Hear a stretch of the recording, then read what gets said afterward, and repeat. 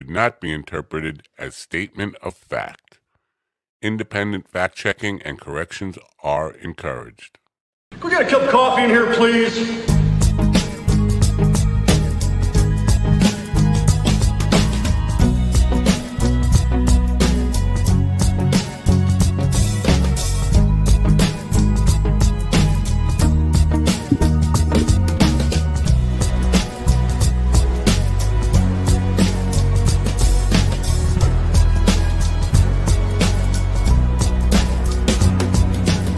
Damn good coffee and hot.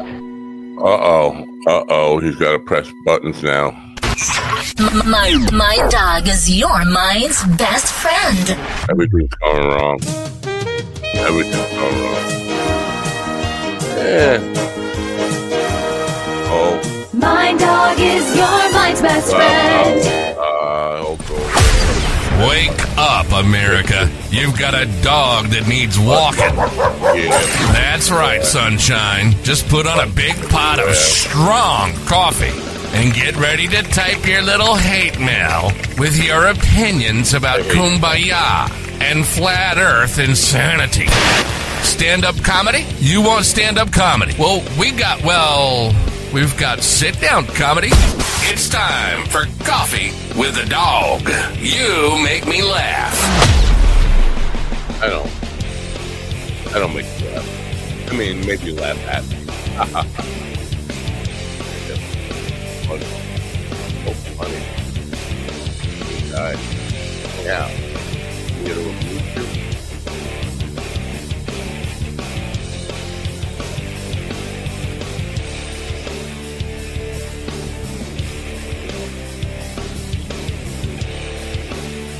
I wonder if I'll just ask, hey, are you gonna loop? Maybe I should sit down here and watch and see if it's gonna loop. Wake up, America. You've got a... One more time. Wake up, America.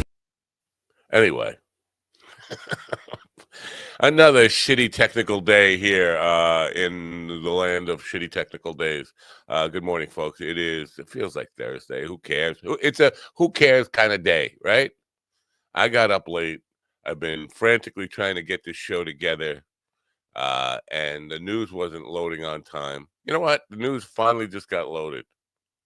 I think I'll go get loaded. Maybe I'll play the news really quick. Yeah, let's do that. Really quick out. This is News in 60 with Alan Edwards. Enrique Tarrio, the former leader of the Proud Boys, and Stuart Rhodes, the head of the Oath Keepers, were released from prison on Tuesday. Their release came as part of a sweeping pardon issued by President Donald Trump for individuals convicted in connection with the January 6th Capitol riot. At least 76 people died and 51 others were injured in a pre-dawn fire that broke out at a hotel in Turkey's Kartalkaya ski resort, Interior Minister Ali Yerlikaya said. We are in deep pain, Yerlikaya stated during a press conference. Both Israel and Hamas have announced that the next release of hostages is scheduled for Saturday. A senior Israeli official emphasized that the agreement specifies the exchange must occur on January 25th. A group of masked and hooded individuals smashed numerous windows and spray-painted anti-government graffiti on the Multnomah County Elections building in what Portland police have called an orchestrated attack. The incident occurred shortly before 2 a.m. on Monday. Yeah, and Proud Boys out of jail. That Tarrio dude, he was found guilty of plotting an insurrection. Yeah, the guy had documentation of his plans to stop the official certification of the votes, and just let him go. Tim Pool is happy today. That's why he's happy. I'm not happy. It's just going to get worse. Every day is going to get worse for the next 1,400 or so days. And then it'll get worse after that, too. So we're just going to keep getting worse. And I'm not happy about it. Anyway, it is Thursday, January 23rd, 2025. And that's not as bad as January 24th, 2025. So, except January 4th, 2025 is the day that the dog pound will be coming to town and just taking a shit all over Long Island and then leaving. And they would expect you to clean it up. And if you have a plastic bag to clean it up, just get your tickets there. I can't do this for some reason. I feel so uncoordinated with this because it's not mirrored. That's why. But I'll leave that up there for a second while I just say something stupid. Hello. And now you can scan that and go get your tickets. How about that? Tomorrow night, the big dog pound shitterfest all over Long Island. We have a guest today who is scheduled. His name is Oscar Vasquez, and he's an estate planner. Are you planning your estate? I was planning on leaving this. I'm going to leave it all to Stephen Ortiz. That may probably make GD cry, make Ron say, I don't give a fuck. And you say, I don't care. Right? Well, that's what my estate planning. So I don't know. See, he reached out to me via Podmatch. I don't know what compelled him to think that this would be a good place to deal with responsible people. If we're talking to comedians and musicians, and especially the comedians and musicians that I talk to on a daily basis here or whenever we talk to them, even the authors I talk to, you think they got an estate to plan? I'm planning on lunch if I make it that far. I want to know why DaVinci Resolve is free. Well, you say what? I say what? Yesterday I went to meet with a guy who has a podcast studio. He's a real estate guy who does real estate videography and photography, and he does podcasts with real estate people in his little studio there. And you kind of might work with him in some way, whether that's video editing, whether that's producing some of the shows, the podcast shows. But I had mentioned him because I did a project for him already in Adobe Premiere, where the footage is you don't care about this stuff, but I'm telling you anyway. It's the footage he shot for real estate stuff. They shoot in super high def, 8K.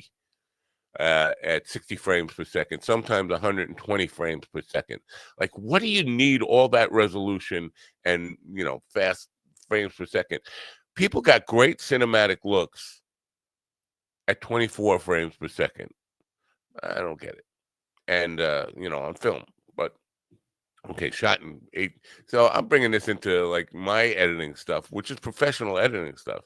And it's just taken forever to render and all that stuff. He said, well, DaVinci, you don't have to render it. You can actually work with the stuff without rendering.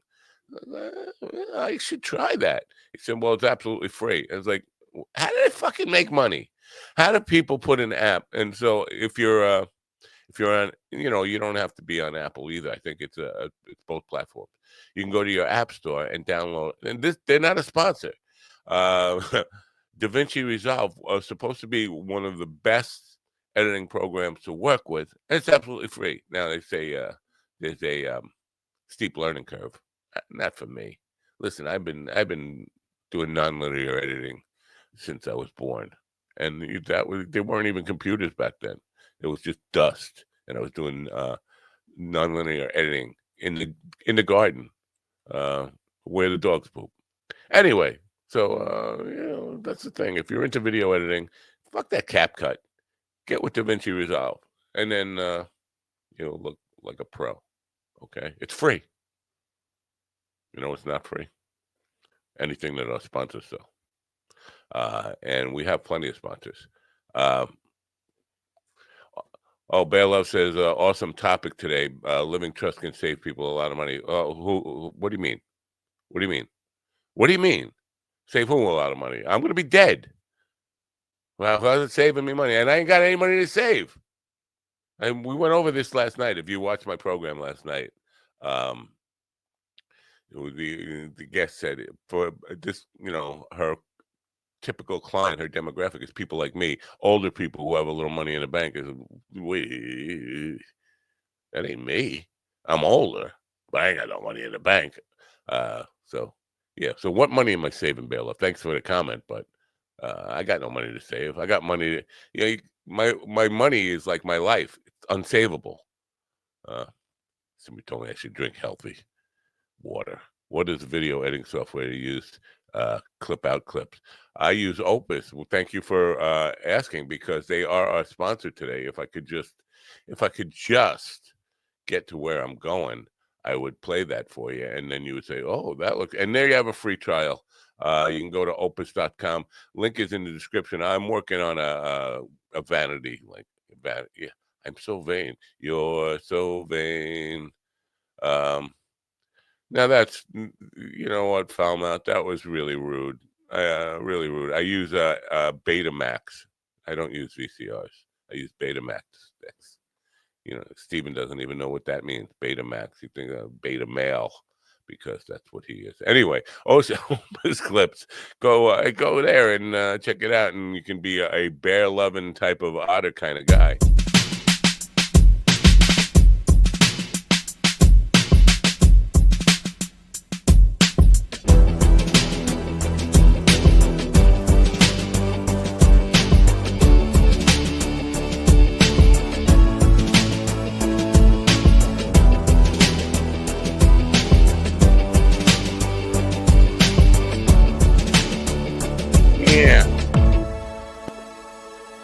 Ron uses CapCut, by the way. I think that's free too. I don't know if it's free, but you check with him. But open the one you want to use. Because look what you can do with it. You can take a shower on a plane while you're video editing.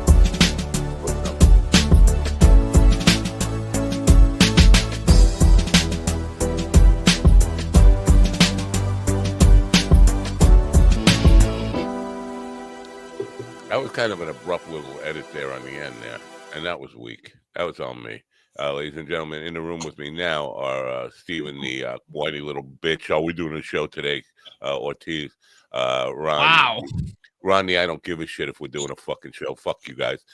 Kane and GD, I got something to say about merch. Something, Fenderson.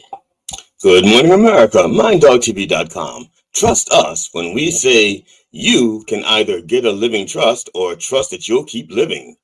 If you want to leave your house or other belongings to the MindDogTV.com charitable charities charity, put your name and phone number in the chat room and someone will call you. MindDogTV.com. All right. Yeah, living out. Is there such a thing as a dying trust? I mean, I don't trust anybody anyway. Well, I trust that we're all going to die. Do we have a promo code for Opus Clips or no? What's that? Oh, have a promo code for what? For what? The Opus stuff? You don't need a promo code. You just use the link that's in the description, and you just sign up for free. They know that you came from us, and they will give it to you for free for, I think, 14 days. Might be 7 days. I don't remember. Just do it. You got nothing. I'm coming for you. I'm coming for them. I'm coming for everybody. Come and get your cum. Yes. Come and get your cum. I'll be there in about 10 hours. For the cum? Yes. Ooh, come and go. Are you guys planning on an estate planning? Are you planning your estate? Are you leaving money to me? I have nothing to leave to nobody at the moment. So no. You mean like American money or what? Bitcoin, Fistcoin, Fisto, Crypta. Yeah, all my money is currently invested in Fisto currency. So yeah, so I don't know what compelled this Oscar. And listen, I'm sure he's a fine gentleman, but I don't know what made him think this would be the show to pitch estate plan. I mean, Bear Love, are you planning? Maybe he saw how old you were. Even that. So what? I don't look like I have any money, do I? You take one look at me, you say, well, he's got no fucking estate. He's got a fucking sign in the back that says mine. Well, you got to leave somebody your studio equipment. Yeah. And I told him I'm going to leave it to you because I know you can't come and get it. And so it'll be just like rotting here. Actually, I have a full empty van I'm coming with right now. I can load up before I leave. I tell you, A van? I thought you got some kind of car. Oh, what, you put it in the chat room last night. What No, the it's hell? a brand new Pacifica. It's a minivan. Pacifica. Never heard of it. Who makes It's it? a really neat car. It gets like Chrysler. 8 gallons to the mile. Who makes it, Steven? Chrysler. A Kia? Chrysler. A Yugo? It's a Yugo Pacifica? Yugo. Yeah. His hands were soft and supple. And this car was a Yugo. Now, if you had a Yugo, it might be worth some money today. But Probably. anyway, yeah. Are you a retard? Yeah, we know that. Why even ask? Bear Love said I could save money. How do you save money by dying? People could, what did he say? He said you could. Awesome topic today. Living trust can save you a lot people a lot of money. How does it save me money? All it does is take my money after I die, and which there is none. But if I had money, well, it's not. See, this is counterintuitive. It's not for you. It's for those you leave behind. And I know you don't really care about those you leave behind because you barely care about your own behind. Right, but how does it save them money? That's the question. Even if I had money, let's say I had money and I quit right now. Let's say you don't have one, then whatever you have goes into, like, your home would go into probate. And I know I probated before I came on the show today. What do you mean? Yeah. No, that was prostated. That's different. Yeah, that was prostated. Yeah. It will go into a probate. Why doesn't it just go to my wife? It just goes to the spouse, right? If I had money, but let's just say, for example, let's pretend you have a spouse and there are kids involved. The kids could say, hey, we want the house, whatever, they could start. They could, unless you have something down in writing, there could be like a whole bunch of people fighting over it with attorneys and shit like that. I want people fighting over my stuff. But that wasn't the question. You asked about saving money, not about fighting. It doesn't save them money just because they're fighting. If you want to make them fight, then just they're fighting, and meanwhile they're fighting, they're hiring attorneys, and while they're hiring attorneys, there's also I guess other shit involved, like I guess maybe taxes or property taxes. I don't know, all of that stuff. That's what we're gonna find out, I guess, if he shows up. And if he doesn't show up, then we'll just speculate. Well, yeah, because we have the disclaimer. We have the disclaimer in the very front that protects us from being totally wrong. There's a question on the table. I don't know if you could see it from there. Did you see the question on the table? The question I have says Oscar Vasquez. Yeah. No, the question is, do you have one? Do you have a living trust or whatever the hell it is, a trusting live, a dying a distrust of It's everything? in process. I got life insurance. That's about it. Life insurance. How much is it? How much would I get if I offered you? Like, say I offered you today, and your wife gets, and I told her, like, I'll split it 50-50 with you. What would I get? I don't know. I don't even remember. Oh, you know. No, I don't actually. I know it's there, but other than that, I don't care. I had life insurance. I think I let it slide. I mean, when it happens, I'm gonna be dead. So why would I care what happens after? Well, that's exactly my point. Like, who cares about people after Kind of where I'm at too. Like, I just care about me. I only care about me. But yeah, I think I don't even think I could get life insurance at this point. Like, they would just look at you and say, "Listen, Monopoly guy, you're doing okay. Get out of here." Right. Or they would say, he ain't gonna live a week anyway. This is a bad gamble. Let's take or they'd say, "Gee, Gordon Liddy, aren't you already dead?" Yeah, you think I look that much like Liddy? I don't think Liddy had the Groucho glasses. I don't know. When I was younger, I looked more like Liddy than I do now, I think. But or maybe when you go to sign the life insurance policy, they say, "All right, one last thing."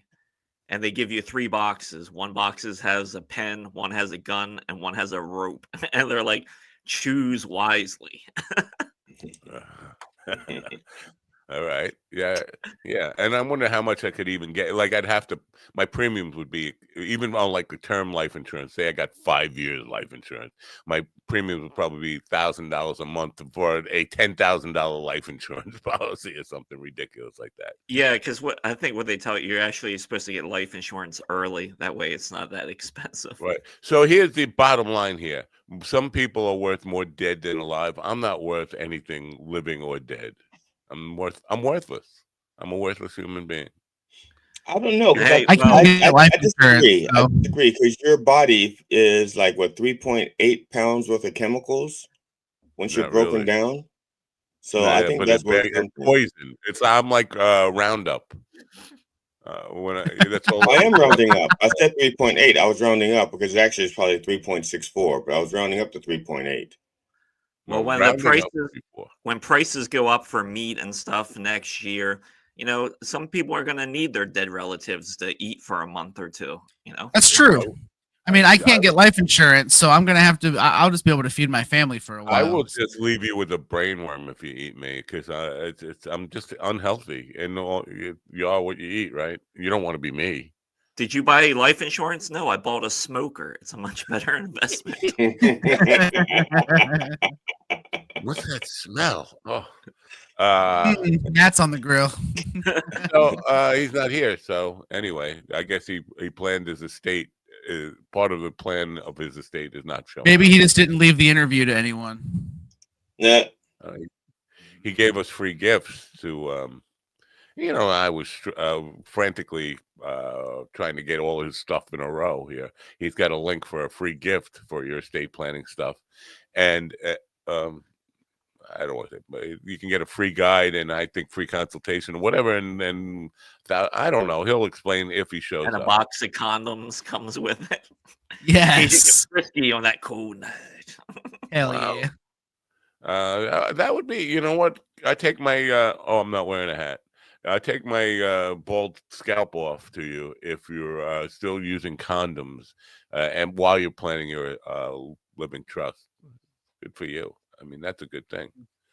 I haven't. If you're seen having sex with somebody and they die, does that count as necrophilia? Only if you finish. I have. Maybe I shouldn't out somebody else's trauma. Somebody in my life who died with her ex-husband in her. He had a heart attack while they were fucking, and he died in her. And no wonder she's fucked up. Listen, she is fucked up. She's crazy. I love her, but she's nuts as can be. But that's why you can imagine what that would do to you. I don't know if it were the other way around, like I'm fucking some chick and I'm in her and she just drops dead. I'd probably think that's something to be proud of. I have to tell my friends about this. Yeah, I killed her with my dick. I got all up in her guts and fucked them up. I got super dick, man. My dick fucking killed.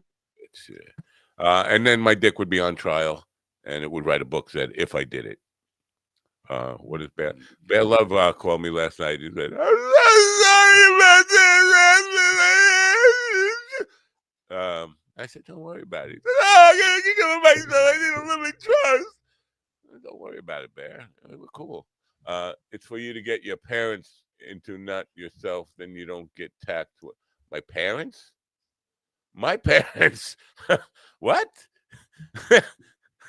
My parents have been dead before Abe Lincoln died. Long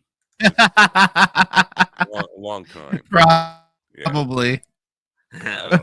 I don't know. They died of the rickets. Who's got parents? Steven, your parents still alive? Yeah. Wow. You want me to kill them?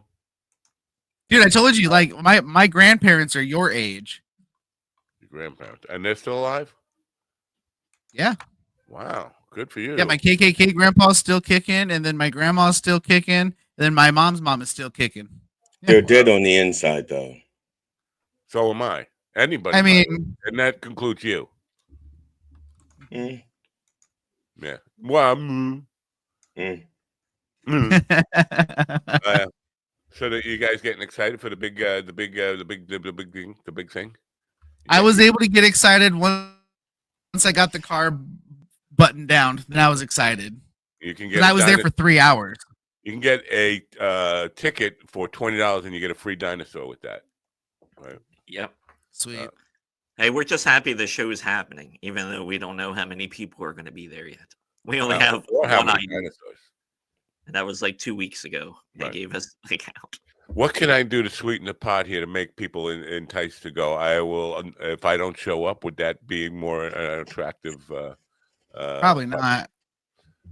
What people would be happier if I'm not there? I mean, the audience, not you, because I know you coming for the cum. But I mean, the audience.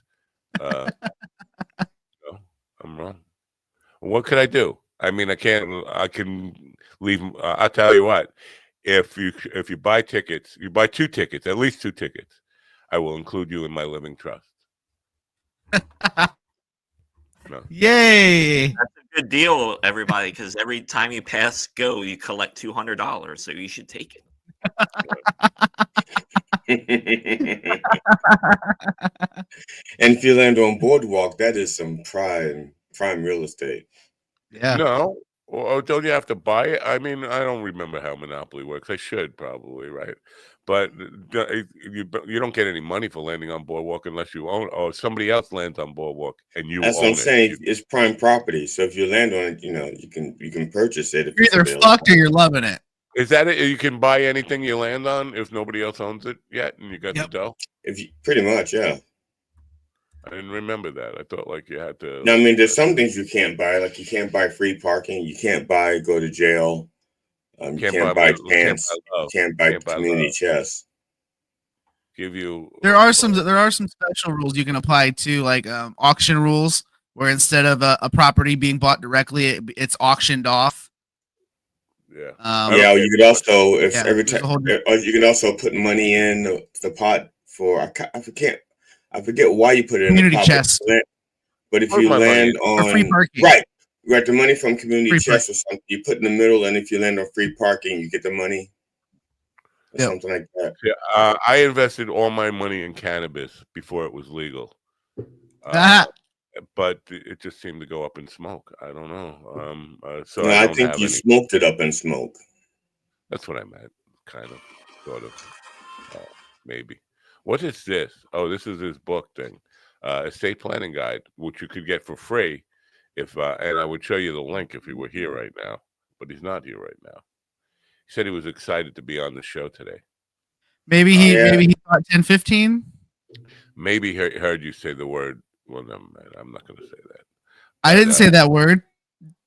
Not today. I don't think I've ever said the F word. I think you have. I almost said I wasn't going to the F word. I was going to a different word. Oh. You know that word. I've said many words on this show, so. Pardon me. So yeah, if we can talk, these guys, these bad dudes. My Twitter ban only lasted 9 hours. But you had to go through the. See, here's the thing that it's like they're fucking. You have to remove it yourself. They know it's bad. They can't just take it down for you and say we'll give you, whatever. The clock starts now. They make you. It's like being like really spiteful. You have to go like they're watching you delete it. Okay, now the clock starts. Like. Yeah, I have a few of those, and I'm not deleting them. Right. It just says so you're gonna get banned forever, right? Maybe you'll get pardoned. Yeah. Especially the stupid ones, the ones that are the ones that are really stupid. I'm not deleting them. I'm sorry. It's just gonna say blocked for guideline community violation or some shit like that. Wow. We're not on Steven's Twitter today, by the way. I got a message just as we were going live. Can't stream. They said. Oh yeah, I turned off all my monthly subscriptions to save money for the trip. So my you're in trouble. My premium. They don't love you anymore. Yep, my blue check mark's gone for right now. I just hate the fact that anybody's giving more money to Elon for this stupid Gulf of America website that he's got. I'm just not happy with it. But so they let these Proud Boys get out, and now the first thing they're going to do is commit more crimes. You know that, right? These are bad guys. These are not good guys. Well, the funny thing is, the Proud Boys are just the KKK. Hey! It's stupid. GD started talking, and you go, I'm Willie. excuse me. So I said the guy that's known as the January 6th shaman or whatever it is. He got out already. He was already out and he was running for Congress, and he was trying to be a decent citizen. Okay, as soon as he got pardoned, he goes, "I'm buying some fucking guns." It was like, so that was the guy with the fucking the QAnon shaman. I think his name is Jacob something. Yeah, that's who he was. Yeah. Yep. And these guys are getting guns too. Now, some grandma insurrectionist got she refused the pardon. Well, it's good for her. I mean, she said, no, well, I regret what we did. What we did was wrong. I'm staying in jail. Can you imagine? I like it because it's like, fuck you, Trump. You fucked me and they should all realize this, that they lost 2 years of their life or more because of Donald Trump. And so while you're buying your guns today, keep that in mind. Yeah. But she said, fuck you, I'm staying in jail. Good for her. Maybe she's just getting her lesbian pussy eaten all day long. But or maybe she knows that if she gets out, she's the goner. Or you know what? Maybe we should. Yeah, maybe we should send some commissary money her way. You guys gotta have to fight because you just wait till the other one starts talking and then you talk over them. That's what you do. Okay. Go ahead. All right. So we're gonna, ladies and gentlemen, right now it's time for pay-per-view boxing. Steven, the sitcom, I talk over GD, and GD, the sitcom, because he's sitting now and he's trying to be funny. He's weighing in at 750 pounds in this corner. All right.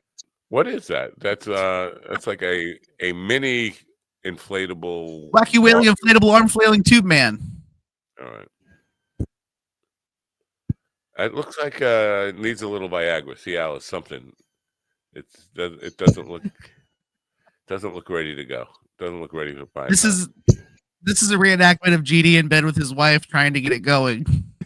Is it red like that? Is it red? There it is. He's ready. Wow. Now, how much did that thing cost you? Nothing.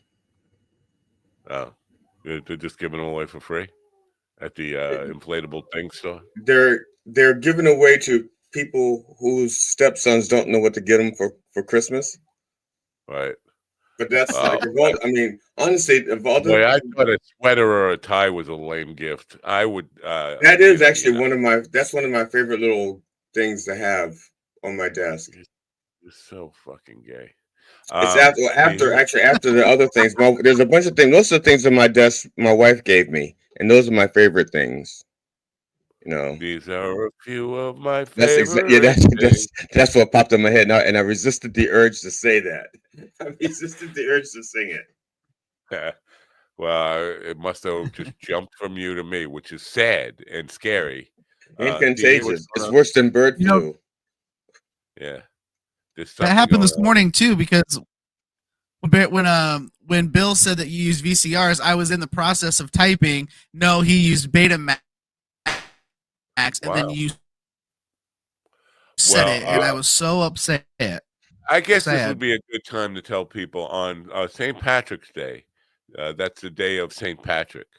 That is March 17th of this year. We will be part of the podcastathon. I don't like it. I think they stole Podathon from me because I trademarked Podathon when we did the Podathon. It's a week-long podcast thing for charity, and there's a bunch of charities. The one we are serving is the American Cancer Society, and we will be one of the few, if not the only ones, doing it live. So you want to tell people about that. We're going to make a big deal about that. See if we can raise some money for charity and whatnot. But I have a question. I have a question about this. A serious question, in the sense that we've had a lot of people look at this show and go, I don't want to be on there. So does the Cancer Society people have the right to say we don't want them, our name with them, or no? We can just say no. We're sending you money, and damn it, you take it. No, anybody could do. Anybody could just say, "I'm giving the money," and do anything, and say, they're not sponsoring it. They're not putting up anything. They're not saying, So if you're a charity, very rarely. I mean, I would be. You'd have to maybe have John Wayne Gacy, Jeffrey Dahmer, and I don't know, Stephen Ortiz on the show for them to really think, well, that's just a bridge too far. I can't take money from. Probably, yeah. So and this is why I miss StreamYard. You must be the Monopoly guy. We put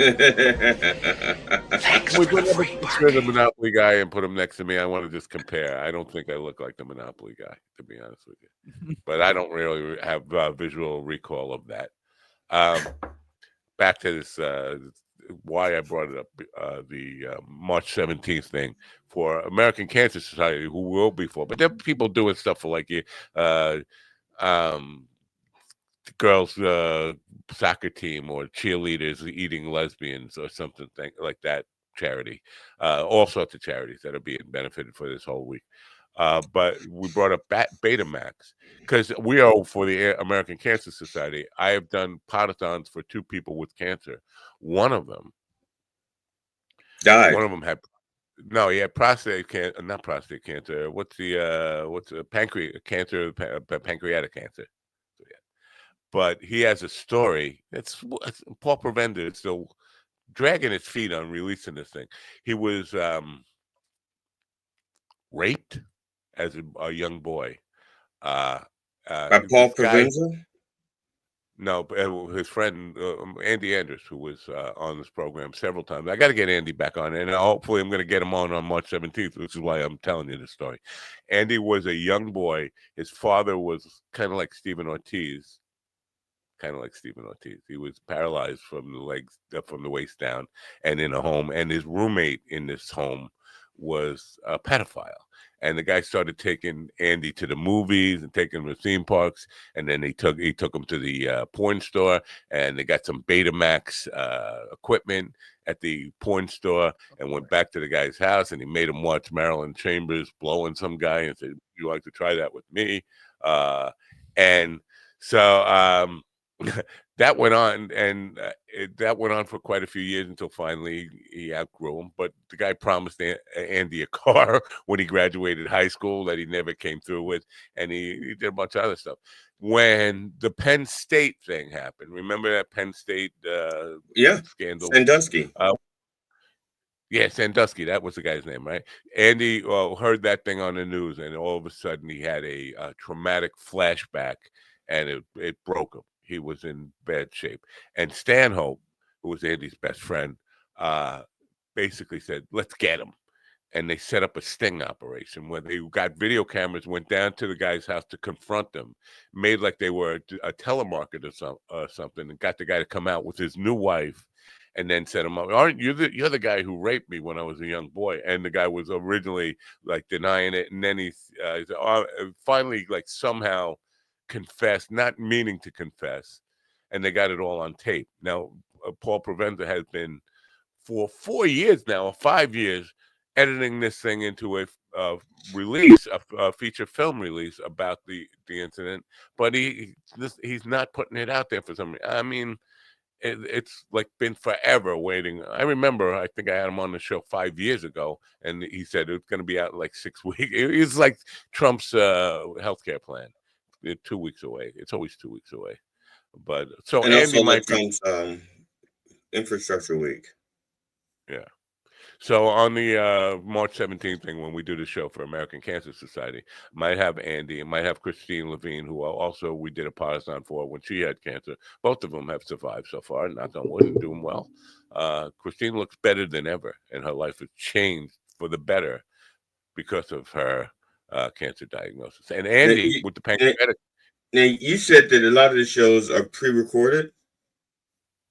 Almost, I think all of them except for us. Could the Reverend do one and represent and donate his money to women that are underserved? Sure, I'll send you the link. You can sign up and do one. Yeah, underserved in what way? Well, let's just say. Not that I care. I'm not. I got no skin in the game. Well, these don't have skin either. They're All right. latex. Oh boy. Oh boy. All right. Oh Oscar boy. Vasquez has arrived. It's 40 minutes in. Maybe get the time wrong. Anyway, he's here now. I should introduce him, shouldn't I? Sure. Sure. Shouldn't I? Well, you want to do it? No, you're afraid. You're afraid. You're scared. Yes, I am. Why are you scared? Stephen, hold him. Comfort him. I have a known condition as Vasquez phobia.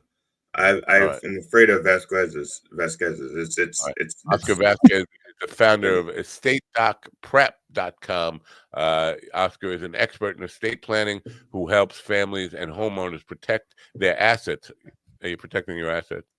I have trustrophobia. For me, it's not asset; it's asset. I got one asset, and that's it. Yeah, I have one set on this bar stool, and the other one set on the other bar stool. Yeah, I just checked. My assets are still there. All right, protecting your assets from the high cost of probate. I don't know what the high cost of probate is. Let's. It's a lot more expensive than amateur baits, that's for sure. Yeah, and master, of course. You must be the Monopoly. To Oscar. Good morning, Oscar. Good morning. I apologize, guys. I'm up here in Castaic, where we have the new fires that just started up yesterday. Wow! Oh my God! Castaic, California, and 2 weeks ago, it was the Palisades, which was south of us. And so just right now we have, we can wake up. Power can go off almost immediately. So I want to apologize. I did not have my time rock. I'm just sitting there trying to see if I should join on my phone or with the mic being and out. And then I realized it was a live show. So, but life gets in the way. You get lemonade, you get lemons, you make lemonade. There you go. Well, thanks for being here. We appreciate you coming. I don't know anything about estate planning. Last night I had a real estate investor on, and she said, "Well, guys like you, older people with a little money in the bank on my demographic." I said, "Well, I'm older. I qualify there, but I got nothing to leave anybody, so I don't really." I don't really know about estate planning, and we were talking about like what difference does it make if you got nothing? I got nothing, so I don't have to plan anything, right? Well, that's the biggest misconception about having nothing, because everybody has something, and because anybody and everybody in the world today has an estate. It's just a matter of the value that other people have on those things. Right? Like, I'll give you an example. I never knew in my life that you can make money off of a YouTube channel, and I created an estate plan for a YouTube channel, and this guy makes money off of a YouTube video he made 5 years ago. Right. And I would have never. I mean, if you would have told me YouTube, I would have never.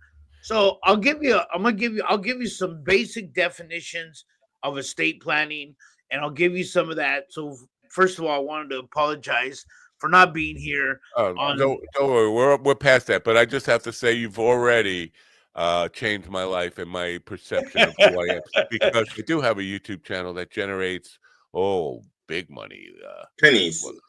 Yeah, it generates.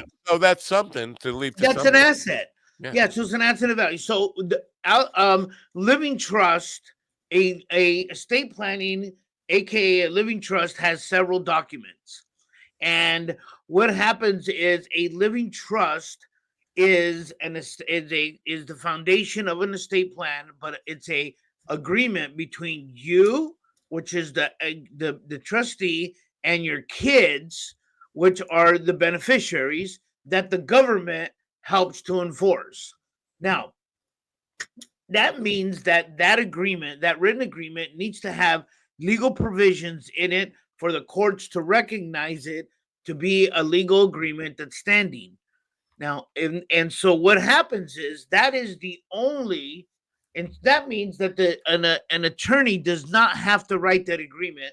So it just has to have the legal provisions. So EstateDocPrep is a software company that's went in and put in all the legal provisions from every state so you can do it yourself at a fraction of a cost. 1. 2, the biggest misconception of a estate plan is, or not having an estate plan, is that I can take a will. Now, every state in the land has a minimum. And I invite every one of the listeners to Google what is the minimum amount what is the amount that I need to exceed to go to probate. Now, exceeding a minimum amount, I'll give you an example. In California, it's about 184. In Utah, it's 100,000, and in Colorado, it's $60,000. That means that if you exceed your value of all of your assets combined, that means your retirement account, your savings account, the value of your business, your home. If it exceeds that amount, automatically the court's going to get involved into probate to decide on what happens to your assets. So that means they decide on what happened. If you have and then the misconception is, well, I have a will. Well, the misconception of that will is that the only thing the simplest term that I can give somebody is a simplest term of a will is that I love you, I leave you everything. And by the way, judge, here's what I want to wish to have happen. Can you take this into consideration? Because the judge will take it into consideration. They're not bound by it?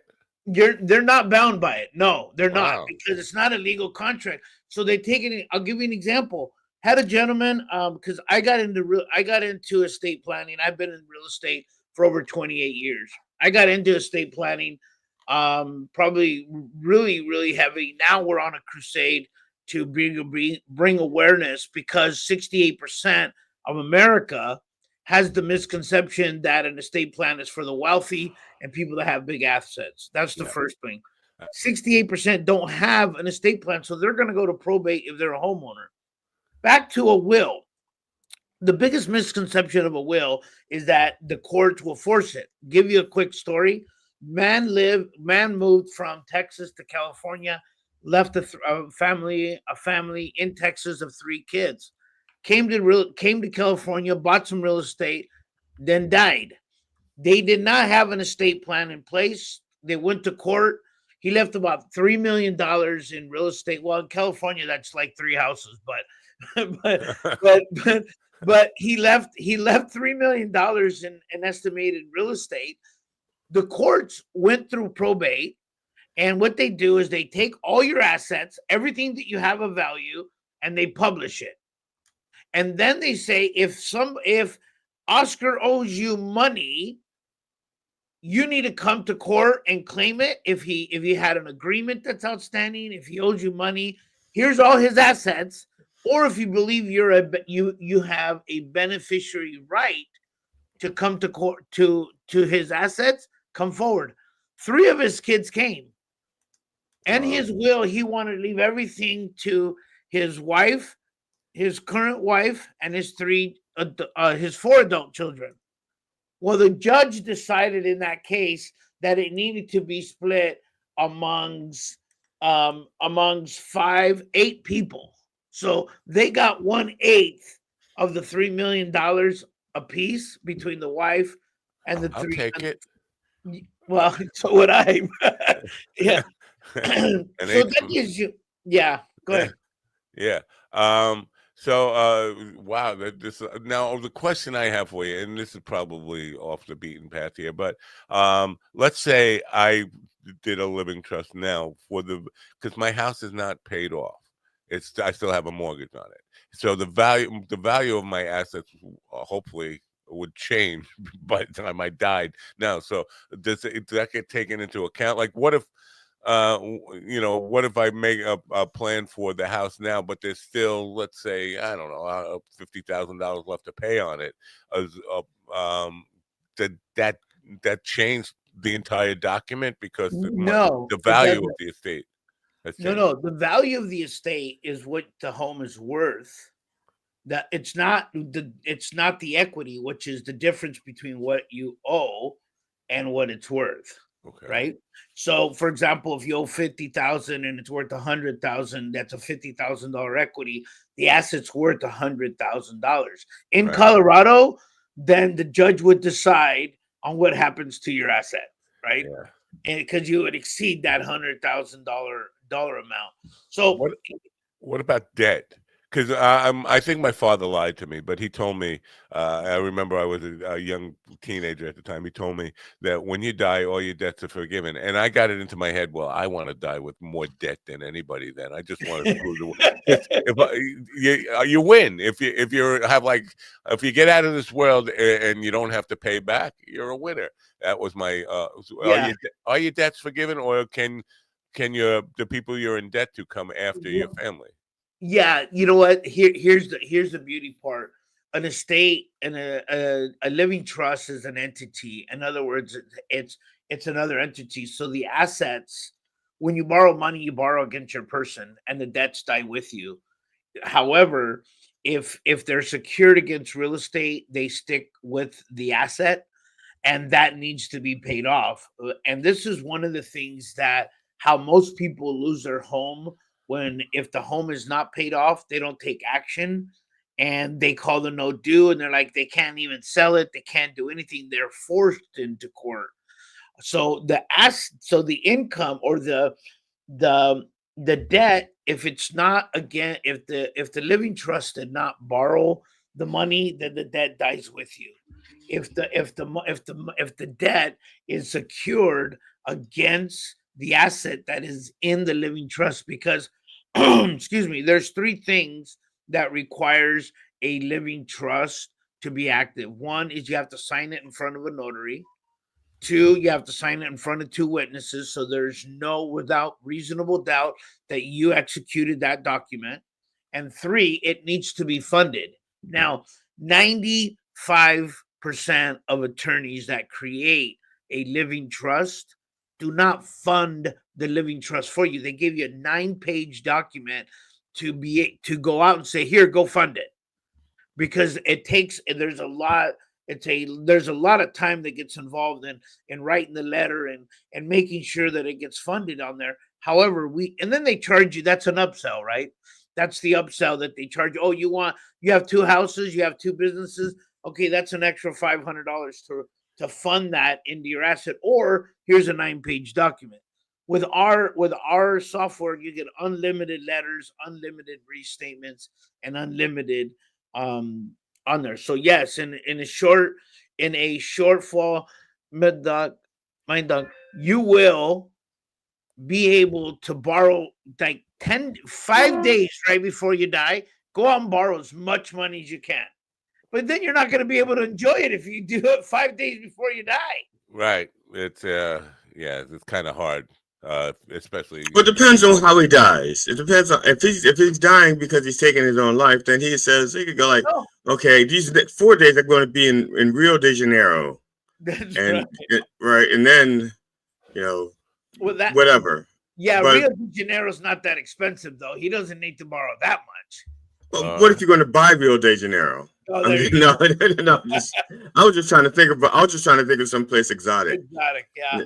You were just thinking happy thoughts when you thought about me dying. You got happy and we woke you up. Oh, Matt's dying. All right, I get the show because he thinks.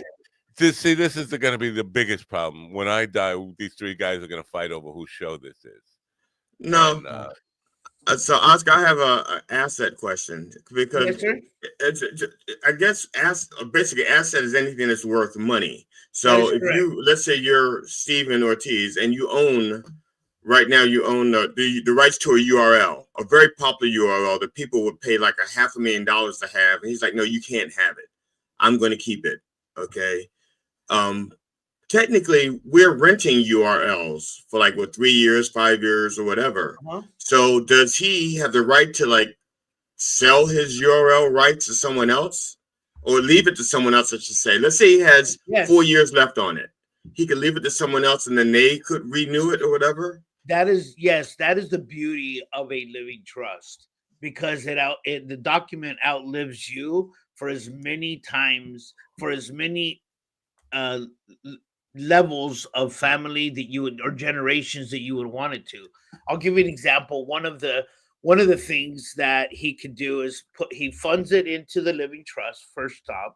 The second thing what he does is he puts instructions, says, I do not want this asset to be liquidated until it hits $1.8 million, as an example, right?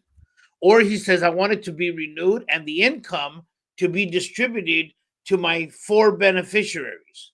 And I want it distributed equally, but I want to retain X amount for services. Retain the services so that way the URL gets renewed and it has maintenance costs and it covers that. So now you just created what's called a trust fund baby, right? Where the baby or the child or the beneficiary now receives income for the rest of their life or until the URL is sold for the revenue that it generates, one, and two, it's now created an asset. Now, here's the beauty part of a living trust. It gets reassessed when you die. Give you an example. Today, your house that's worth 100,000, but you owe 50. Or no, you bought it, let's just call it 10 years ago, and it was worth 100,000. It was worth 100,000. If you do not have a living trust, there's going to be what's called a reassessment value, and you have to pay the difference between the value when you purchased it and the amount that you sold it for, and that is called a capital gain. If you have a asset, which is, I like to use real estate as an example, when you die, the tax basis now goes to the day of death.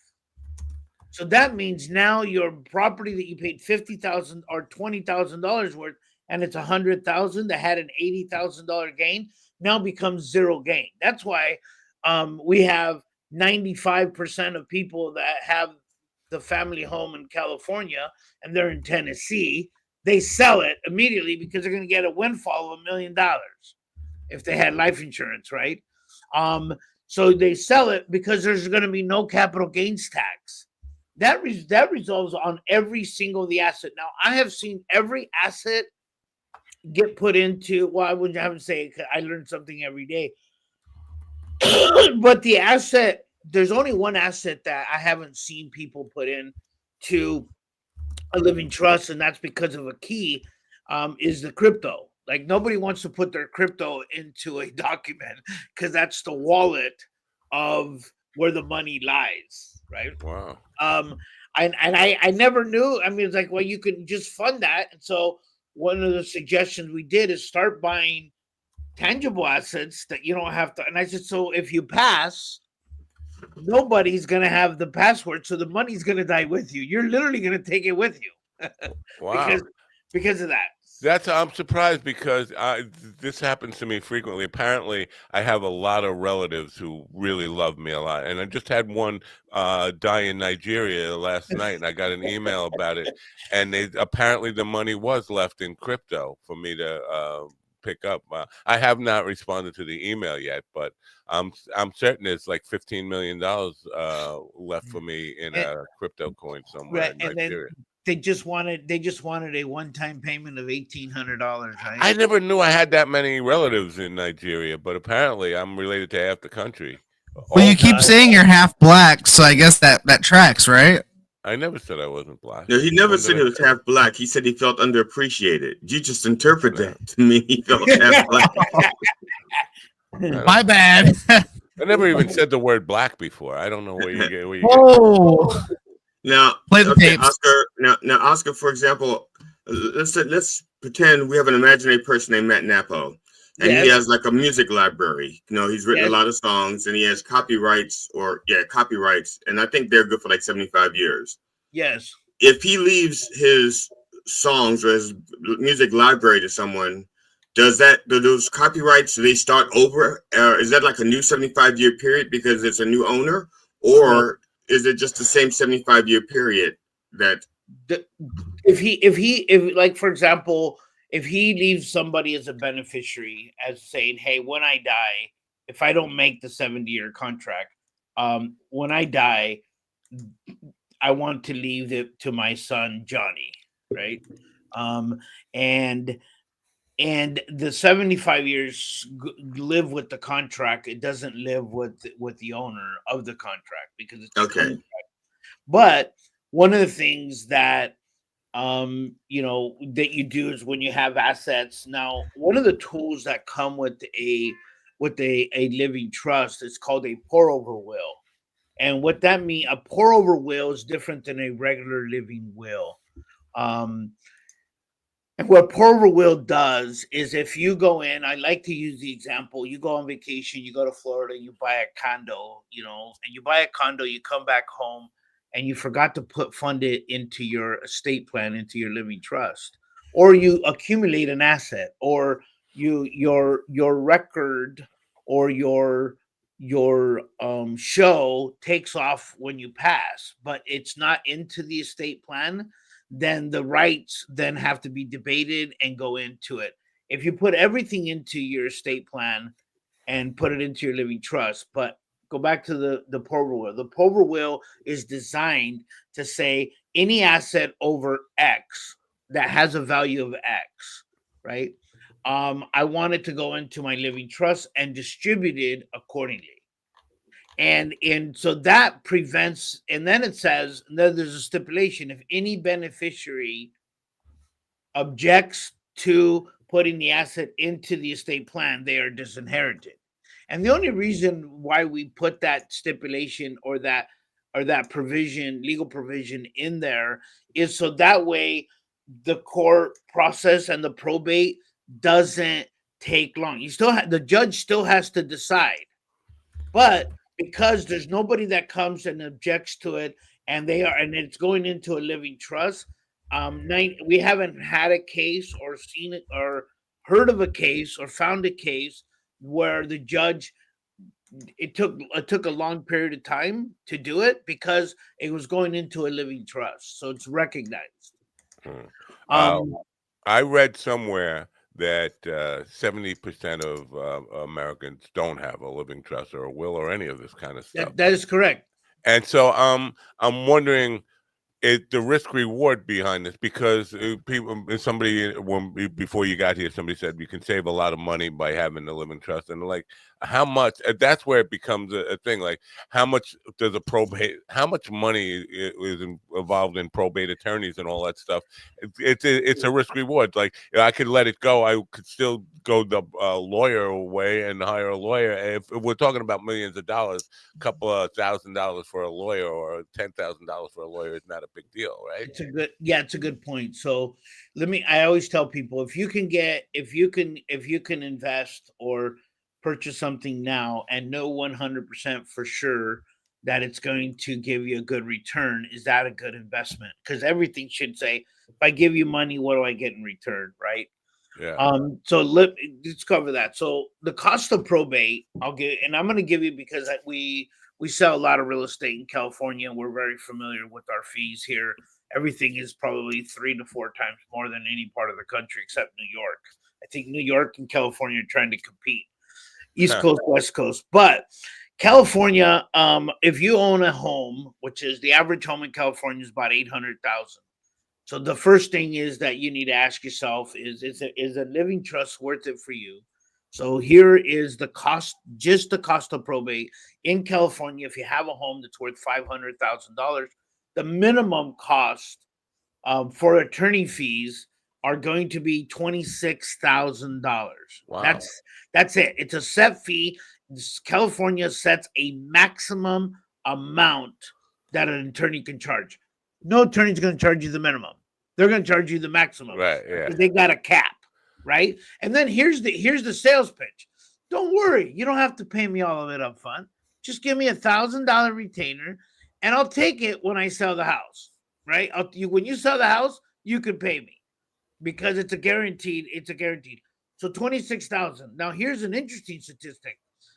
The average attorney fee, 10 years ago, to create a living trust was $600. Today, it's $5,000 to $10,000, depending on the estate. Okay, Interesting. Now you ask yourself, is it a good investment? Now, I always say I return the answer with two questions. One, do you think court fees are going to go up or down? That's the first thing. The second thing, that's as far as an investment is concerned. The second thing is that I always ask yourself, do you think it'll be better do you think the cost to create a living trust will go up or down in 10 years? Right. And the response is always everything's going to go up. Nothing ever comes down. It says, oh, there's a 20% reduction in cost, right? Or Coke now, a Coke soda now was $2.50. Now it's $1.99, right? For 10 days. But it's very rare that the price of anything coming down. So I share that. Now I want to give you three. I don't know how much time we have, but I want to give you three. I want to give you some key points and key benefits of people that are on the fence and thinking, do I need an estate plan? Well, let's check with Steven. Steven, we got time for that? Steven, we got time for that? I think so. Okay. Yeah, three. I'll be brief. I won't say no stories to it, but I'll give you the 3 points. No, that's fine. Here's the biggest points. One is that you're going to get a new tax basis, which is a huge point. Two, you're going to be able to avoid probate. Okay, avoid probate. You're going to save about $26,000. So one, you have two choices. One, start to save the $26,000 so the court can decide on what happens to your assets. And three, you decide on what happens to your assets. So that means an asset is anything of value to you that has a value. Now that could be an heirloom, that could be a digital asset. I mean, today, if you don't leave your logins or you don't give in your living trust, we're starting to see that now. Most people are adding their social media accounts. They're saying, hey, I want to leave my social media account to my daughter, and this is my login, this is my password, here's my ID, and this is his. So that way they can get access to that. And the fourth, and should be number one, but the fourth thing is that your kids will know exactly what you wanted because it's in writing. There is no doubt where you want to get buried, what you want to have happen with the assets, and what it can go in. Now, the last and final benefit is that when you use estate.prep.com, you get unlimited updates. Now, there is no updates. You can't make changes. You have to update it. For example, you created the living trust in May of 2020, and then in January of 2025, you disinherited the drunk son-in-law, and you wanted those assets to go to your grandchildren. So you put him and said, hey, if something happens to my daughter, I want my money to go to my grandkids, not my tattooed son-in-law. And then it goes in and then it gets restated. And the attorneys charge $1,800. With our software, you have unlimited updates for the rest of your life. So it saves you. It's a great investment if you look at it at that. And the gifts, I have 3 gifts that I like to give. I know I work in 3s. Okay, one gift is if you have an estate planning question, if you think that it is, you can talk to our 24-hour customer service, artificial intelligence. She's always there and she always answers questions, doesn't take breaks. That's 805-909-4689. That is, you can ask any question. She's not there to sell you nothing, but man, she can rap though. She can rap. You ask her to rhyme a question, she could rap. I could just see these guys misusing that. But okay, continue. Yeah, but anyways, yeah, maybe I shouldn't have said that. and the second gift I'd like to give you is the free guide, estate.prep/guide. It's a comprehensive guide. It's about 36 pages. It asks all the questions that you need to, because there's a human element that is a delay when you're creating a living trust, because it asks you questions that you never thought about. And the last one is I want to give you a gift. It's called Mid Dog TV, which is if you check out the first 10 people that get an estate plan, we normally on our website sell it for a lifetime access of $2,497. You're going to give you a $1,000 discount code for the first 10 people that use the code MedDogTV. All right, cool. You can get a $1,000 discount, and I want to say, man, I'm really disappointed that I wasn't able to come. Oh, don't sweat it. You know what? We have people who don't show up and don't even bother to tell us they're sorry. So we appreciate you made it here today. Thank you very much. You shared some valuable information. Let me take the book out. That's the estate planning guide, where you can get at estatedocprep.com/guide. All the links are in the description. That phone number is in the description. Oscar, thank you for being part of the program this morning, and good luck with all you do. You got a lot of leads out there. If 70% of America doesn't have one, you got lots of potential customers out there. So yeah, that's what I started the crusade. I asked myself in September, I said, why don't they have one? It's got to be one, they don't care about their kids, or they don't care about their kids, or they don't know. But now the other part of that is, as we covered here, you know what? I don't even know I haven't really taken a good audit of my own assets and look at what I have, because I just look at what the dollars in the bank, not the house, not the digital products, not the licenses and all that kind of stuff. There are assets that I overlooked, and I'm sure a lot of people are in the same boat. Like they don't consider some of the things that they have as assets. So. Just in that part, I might change my mind about whether it makes sense for me. So, and I'm sure there are other people who've heard this conversation. It might dawn on them. I got stuff. We all got stuff. All right, I think it's time for Alan. It's time for Alan in the news. Okay. Thank you, guys. Thanks for being here. Bye for now. I will do the news, and then we'll come back and just say stupid stuff. Hey.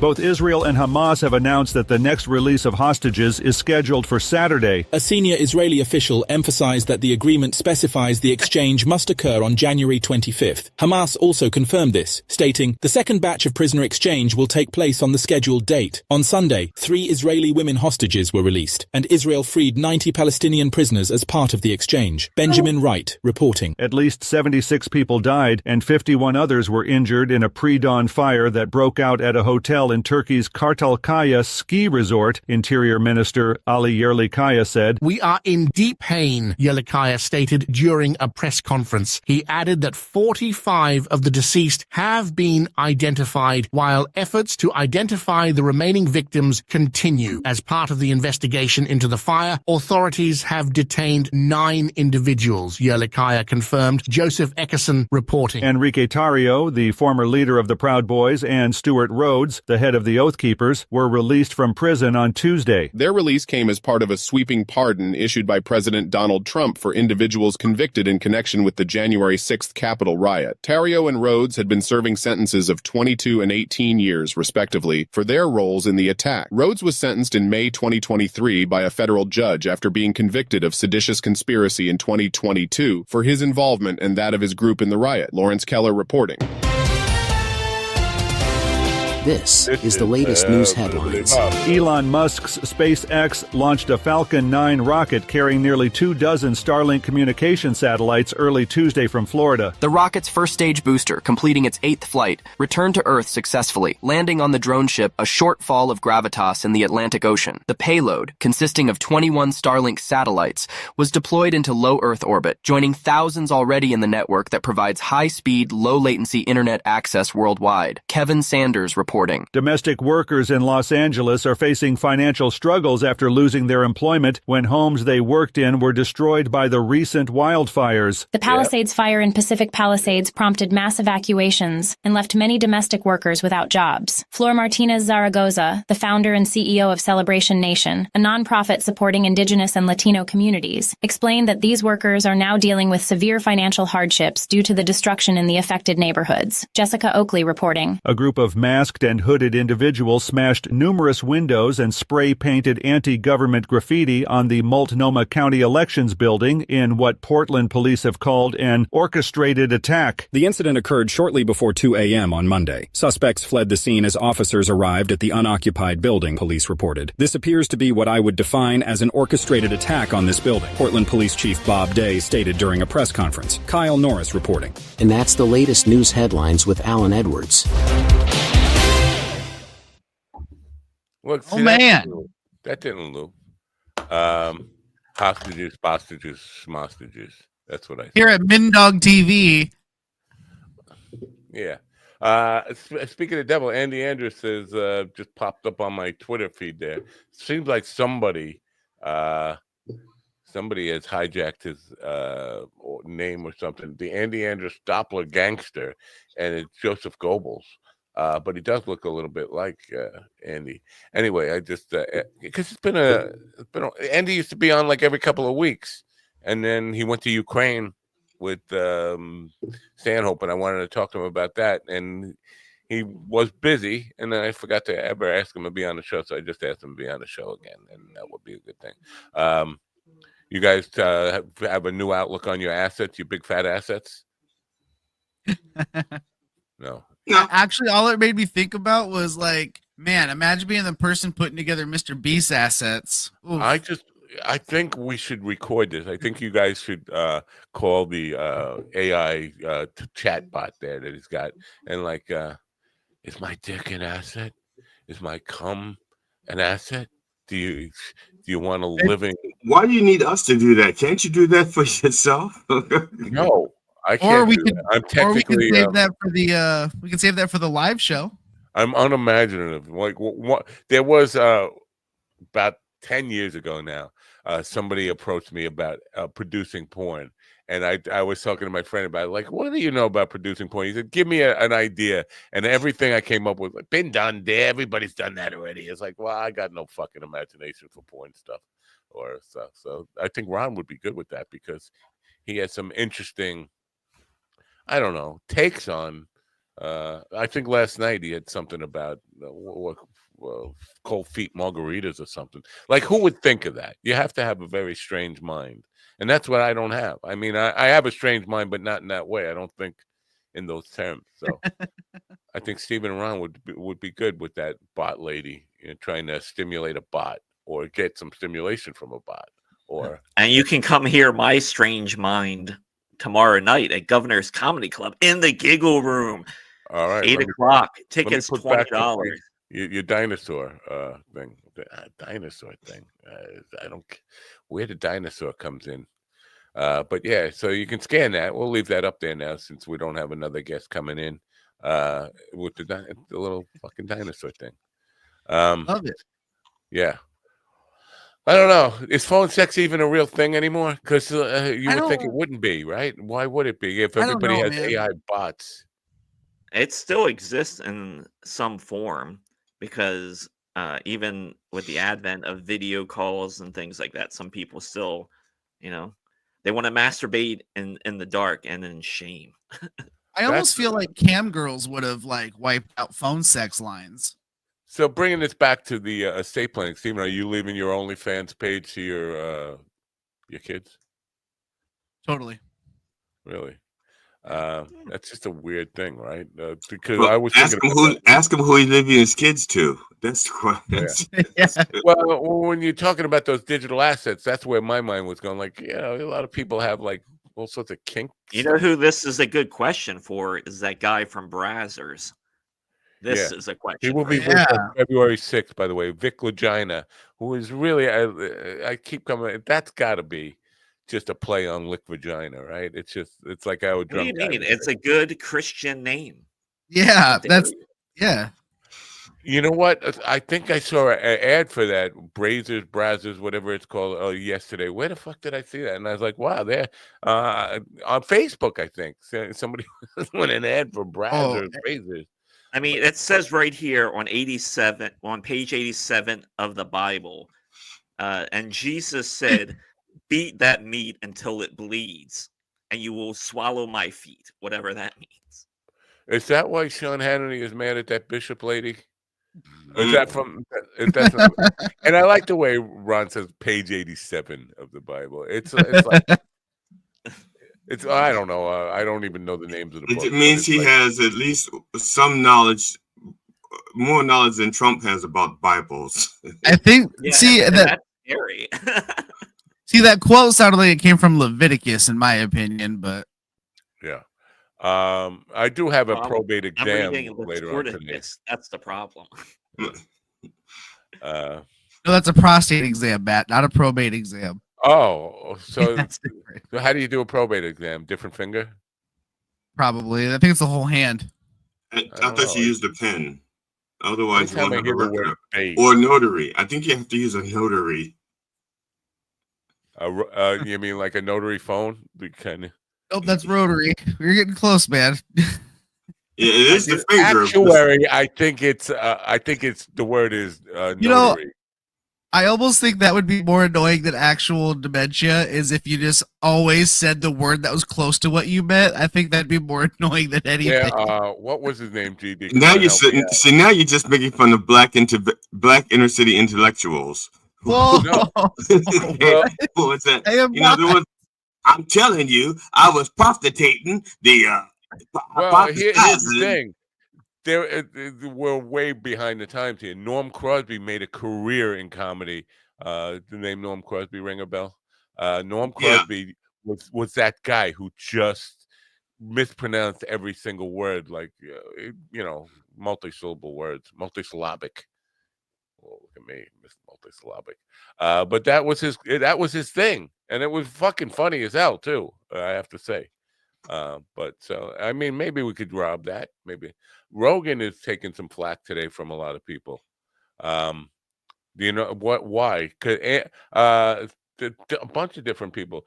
Joe Rogan, the next Joseph Goebbels, and Opie is like all.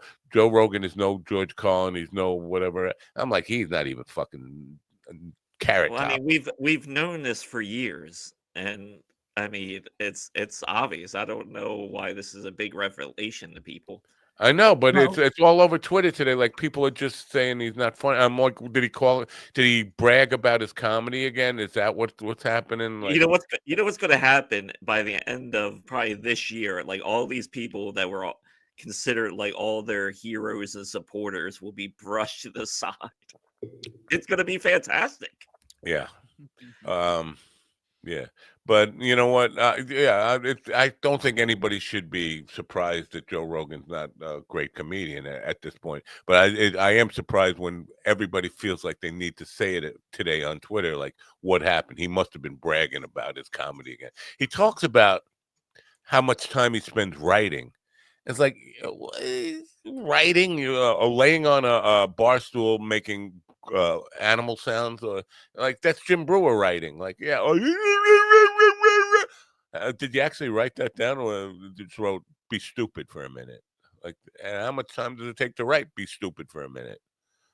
Well, I think you need to write down the sound effects mainly because if it says "be stupid" for a minute, you may forget how particularly stupid you're trying to be in that moment. See, so you may be curious to see if he actually repeats the same stupidity in each show. Like, I've never I've seen like 10 years ago now, I saw a couple of things he had online, Amazon Prime or something specials, and I was like, this sucks, but it would be really funny or interesting to find out if he repeats, like, this is repeatable stupidity, like he does the same bits about a guy laying on. Well, Rogan is never in the conversation of great comedians. It never happens. In his mind, he it often depends on how you're spelling it. If you're spelling it Grate, I think he is. Well, I mean, even if you ask people, like you go out and ask even comedians, who's your favorite comedian? How many of them do you really think are going to say Joe Rogan? None. Almost none of them. Joe Rogan will be the only one who says that. Yeah, because I mean, because here's the thing: Joe Rogan in everyone's mind isn't a comedian; he's a podcaster. Yeah, he's a podcaster. But the weird thing is that, and I agree with you, but there are people who pay big money to go see him in like an amphitheater or a huge venue, and I think he sells out. He does very well but because of the I would podcast stuff. But I would people, bet that he sells out because of his podcast. yes, Yeah, absolutely. Yeah, if he did right. not have that podcast, I don't think he'd be able to do that as a comedian. I don't think he agree. could. I agree. I'm not disputing that. But Yeah, people are it's- going there expecting comedy. They're not going there expecting a podcast. I almost think they expect a little bit of both when they go. Because if you listen to his last special, it was very much like it was almost like it was pulled from his show. Like it was just I was tried very listening much to his last just special. rough. I could not. It was just so. I mean, as a teenager, when Fear Factor came out and Joe Rogan was the host, I didn't know he was a comedian when he was on there. Yeah. Like I never knew that. I didn't know he was a comedian until I was an adult. And that's why I like when Jesselnick kind of threw down the gauntlet. He's like, "Are you a podcaster or are you a comedian?" Yeah, and that speaks volumes. Yeah. Honestly, I think that speaks volumes because it's like I wouldn't consider Theo Vaughn like a comedian. He's a podcaster. That's what he does. But comedian wise, he has some chops, but not to me, nothing to really get excited about. Hey, I think Theo Vaughn, I think and listen, I don't really know that much about because I can't stand him. He just feels like the stupid guy. He is the reason people think Southerners are stupid. And people like him who just, I don't know, and he thinks he's like coming out with some pearls of wisdom that just sound like, did you make it through second grade? Yeah, I've couldn't watch him doing stand up. So anyway. Speaking of stupid, you guys don't care about this, but I have to get it off my chest. The flat Earth people seem to be getting less and less vocal about this stuff because with all the heroes, the rocket people, the Tesla, because they used to be, well, you only have NASA. NASA's the only one we're taking all, but now Tesla's going into space, Bezos is going into space, all these private companies are going into space, and they become less vocal. But Professor Dave, who makes a good chunk of his YouTube money debunking flat earthers, was on with this rapper. And it was a bunch of black guys ganging up on poor Dave, and they were trying to have a conversation. This rapper guy who is very famous, and I don't know what his name is, but he's famous to rap fam. He's the flat earther guy. He's with 4 other black guys who are against him and trying to talk science, but they're doing it in a way that's not registering with him. And then Dave comes on, and it just turns into let's beat up the white guy. They were talking, if you were here, motherfucker, we would kick your ass, we slap you in the face. I was like, whoa, what the fuck is this? This is not your typical. So, Matt, in your mind, is that how black people sound? That's the way they sound. Oh, no, black people can sound like. Come on, Jen, I'm gonna kick your ass out. Snap. But no, I remember who was the black guy? Frank Bruno. You remember Frank Bruno? No. Is that no? Is he related to Bruno? Frank Bruno fought Tyson, but he had a heavy English accent, and he sounded like a total, really intellectual, like not just even like a blue blood. Like he sounded like a high class, upper class Londoner, with this really blue blood accent. So yeah, black people can sound like that. They can sound like Southerners. They can sound like just regular. Like regular what? Like regular Long Island, run of the mill Long Islander, bacon, egg, and cheese order guys. They can sound like they can eat in my neighborhood. They can sound like Guidos. They can say, "Yo, motherfucker, how you been? I haven't seen you in a while." Hey, yeah. That kind of. So black people can sound like anything, but these guys sounded like that. I should play that clip because it was brutal, man. It was, but they were just going, if you were here, motherfucker, I just slap you in your motherfucking stupid head. And stay tuned for our next segment with Matt Napo, Understanding Asians. Asians? Well, there's a whole variety. Now, we were at a comedy club, and there was two Asian ladies fighting, and they were fighting over where they were from. Like one was Korean, and somebody called her Japanese or something. And she was really upset about this, and another one was Chinese, and they were arguing over that.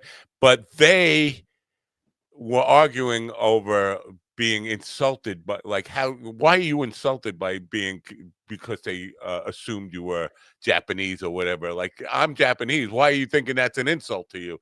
And I'm like, well, how could you tell the difference? Were they all kung fu fighting? They were yes, they were all kung fu fighting. We're getting canceled.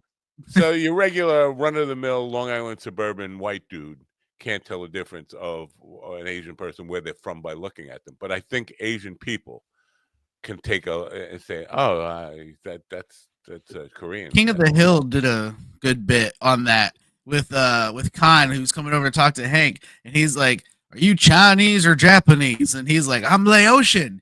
And he goes, "All right, but are you Chinese or Japanese?" It's super funny back in time. Yeah. But there are so many different varieties of Asian. That was where I got on that stupid riff.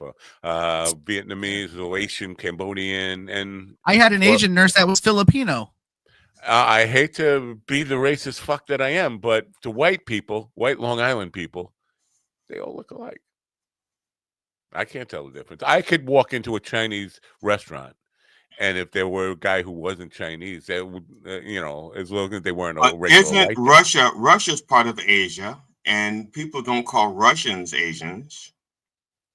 They're Eurasians, aren't they? Not my Asians. They're Eurasians. I don't claim them at all. Russia's no, but they're part European. They're like half and half. They're half European, half Asian. Right? Russia doesn't extend into Europe at all. It doesn't? I don't think so.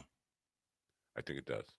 Kind of up by Ukraine and everything, right? Yeah. Maybe when it was like part of the Soviet Union, extended into Europe. I don't think Russia itself extended into Europe. Doesn't it border Germany? Yes, it does. But the continent is like a political divide there. And I don't think it borders Germany. I thought it bordered. It does. That World War II is all about when Hitler went over, he invaded Russia from Germany. Yeah, that was the start of the end of World War II. That's what. Yes, it borders Germany.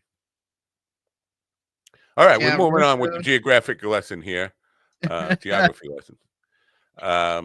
Yeah. Any guys got anything furtherly racist? What are you both looking down at your phone at the same time trying to? I was looking at a world map. Yeah. You were right. Yeah. What about there Poland? Too much in entertainment. So nothing. There's nothing in entertainment. The only thing in entertainment is Opie bashing Joe Rogan and me chiming in. No, there is 9 Inch Nails announced yesterday that they're going on tour. All right, that's coming up. This is where I'm confused. Isn't it just Trent Reznor when you say they? Is there is somebody else in 9 Inch Nails? It's Trent Reznor and Atticus Ross. Atticus. Is there Basement to Kiss? Cool name. Is there a Basement to Kiss Rock? Okay, that was rough, Matt. I know it was terrible, but I mean, that was Atticus, terrible. I know. This is why I'm not on stage tomorrow, and you guys are, because I would come up with the Atticus joke. But according to a current World Atlas, one like in today, the 9 countries that border Germany are Austria, the Netherlands, the Czech Republic, France, Luxembourg, Denmark, Poland, Switzerland, and Belgium. All right. But if you're looking to see 9 Inch Nails, they're going to be in Baltimore and Philly in August. That's the closest they're coming to me on the East Coast, anyway. Baltimore and Philly, 9 Inch Nails, Head Like a Hole. Yep. Black as Your Soul. Closer. Him and Atticus have done like multiple film scores together. They got a couple Oscars, which is wild too. So we had an Oscar this morning.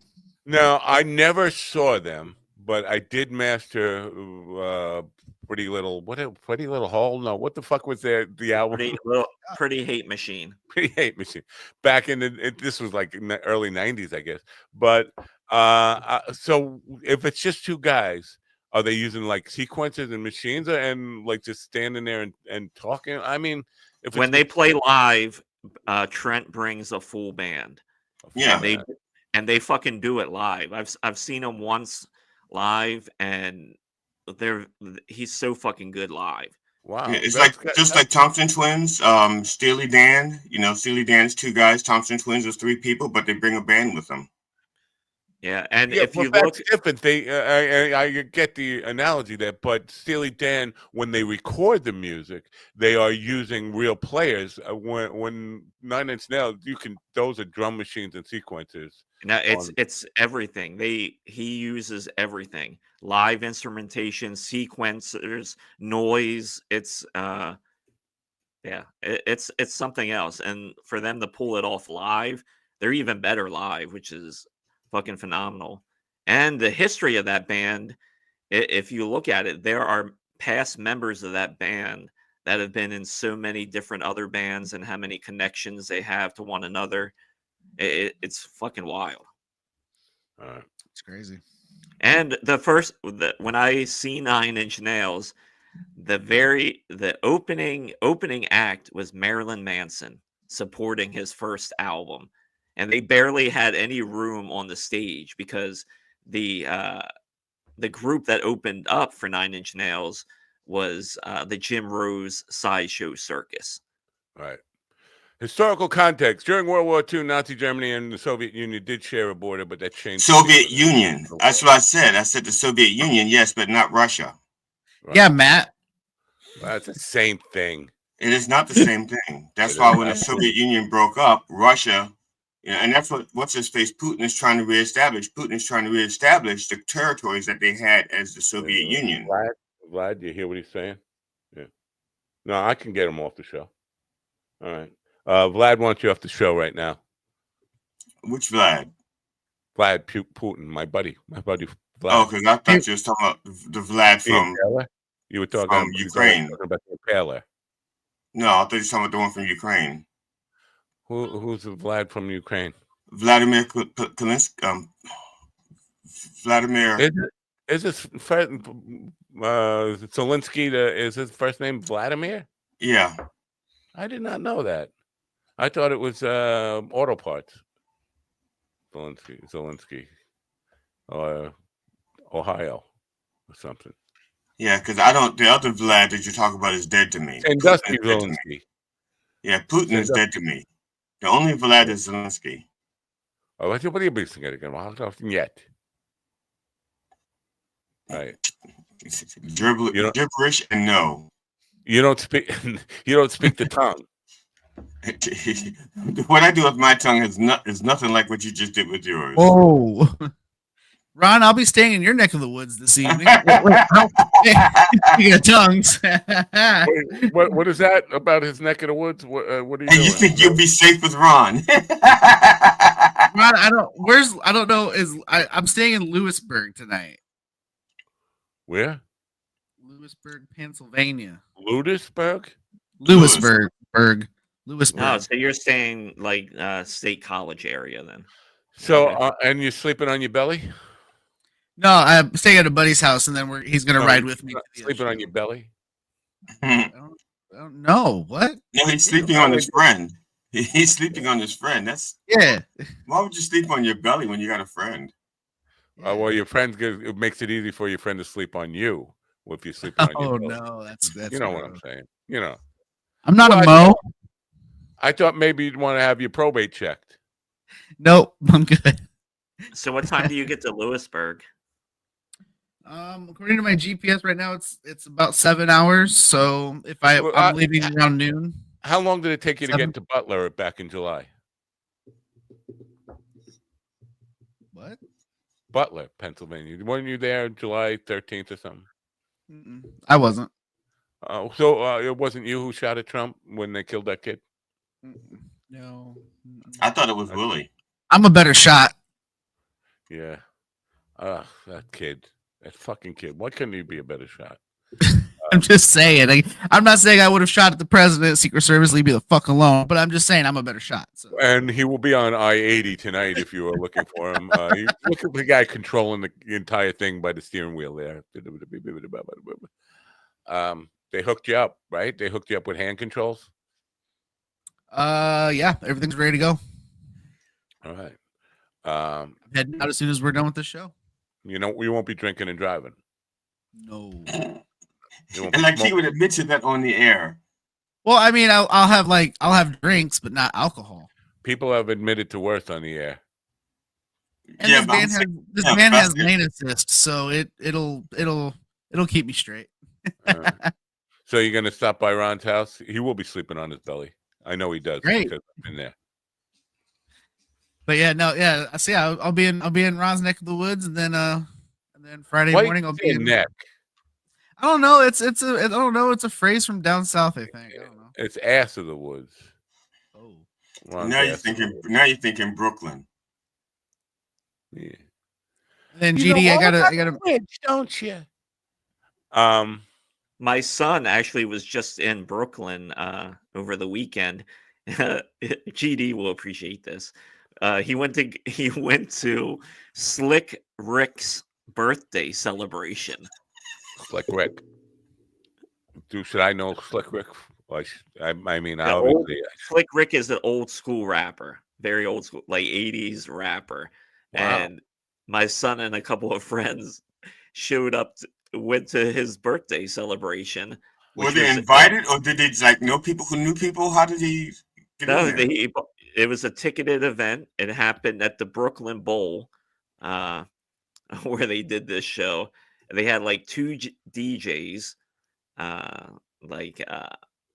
DJ Phoenix or something was the first one. My son said he was phenomenal. Then there was another DJ, the second guy who was before Rick, and he was terrible. He was absolutely terrible. Slick Rick only did 4 songs, but my son said the DJ was so bad for him. His name was DJ Chaos. At one point during the one song, Slick Rick told him, turn the fucking snare drum off. And he kept having audio issues, and Slick Rick's like fucking just yelling at the DJ. Turn the snare drum off. Yeah. That's wow. Yeah, well, whatever. Have you guys been to Brooklyn before? Are you familiar with the Brooklyn, the Brook? Yeah, I've been. Yeah, it is much different. It is much different now. It's becoming. I don't know how this happened, but it's becoming like a mecca for the arts communities, filmmaking, recording, and all. There's a lot artistically going on in Brooklyn.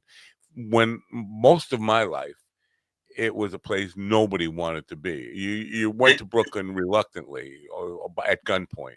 Do you think it was part of? Do you think Spike Lee's popularity had anything to do with Brooklyn turning around like that? Because Spike Lee is the first person I know of that started making Brooklyn. Well, it kind of started 10 to 15 years ago. Yeah, kind of start getting resurgence with all the hipsters and things like that. And now that you're right, they're thriving. They have a thriving. And when you drive through there, it has this art. I mean, it's not like I go there all the time, but when I was there last year, with Sam Talent's show, it's buzzing with creativity and people doing shows everywhere. This is why I'm surprised you guys haven't been there, because there's a thriving comedy scene. Almost every venue in Brooklyn has at least 1 or 2 comedy nights. And really cool stages to perform at, and it was sold out. All these rooms were sold out the last time I was there, which was probably about 9 months ago now. I'm trying to do the same thing with Westminster. How big is Westminster? I've never even. You know what? I couldn't find. I think it has a border with Russia, right? No, with the Soviet Union, not Russia. Well, the Soviet Union doesn't exist anymore. And neither does the border of Westminster. Well, Westminster, we don't recognize borders. We take the land we want. Ooh. That's right.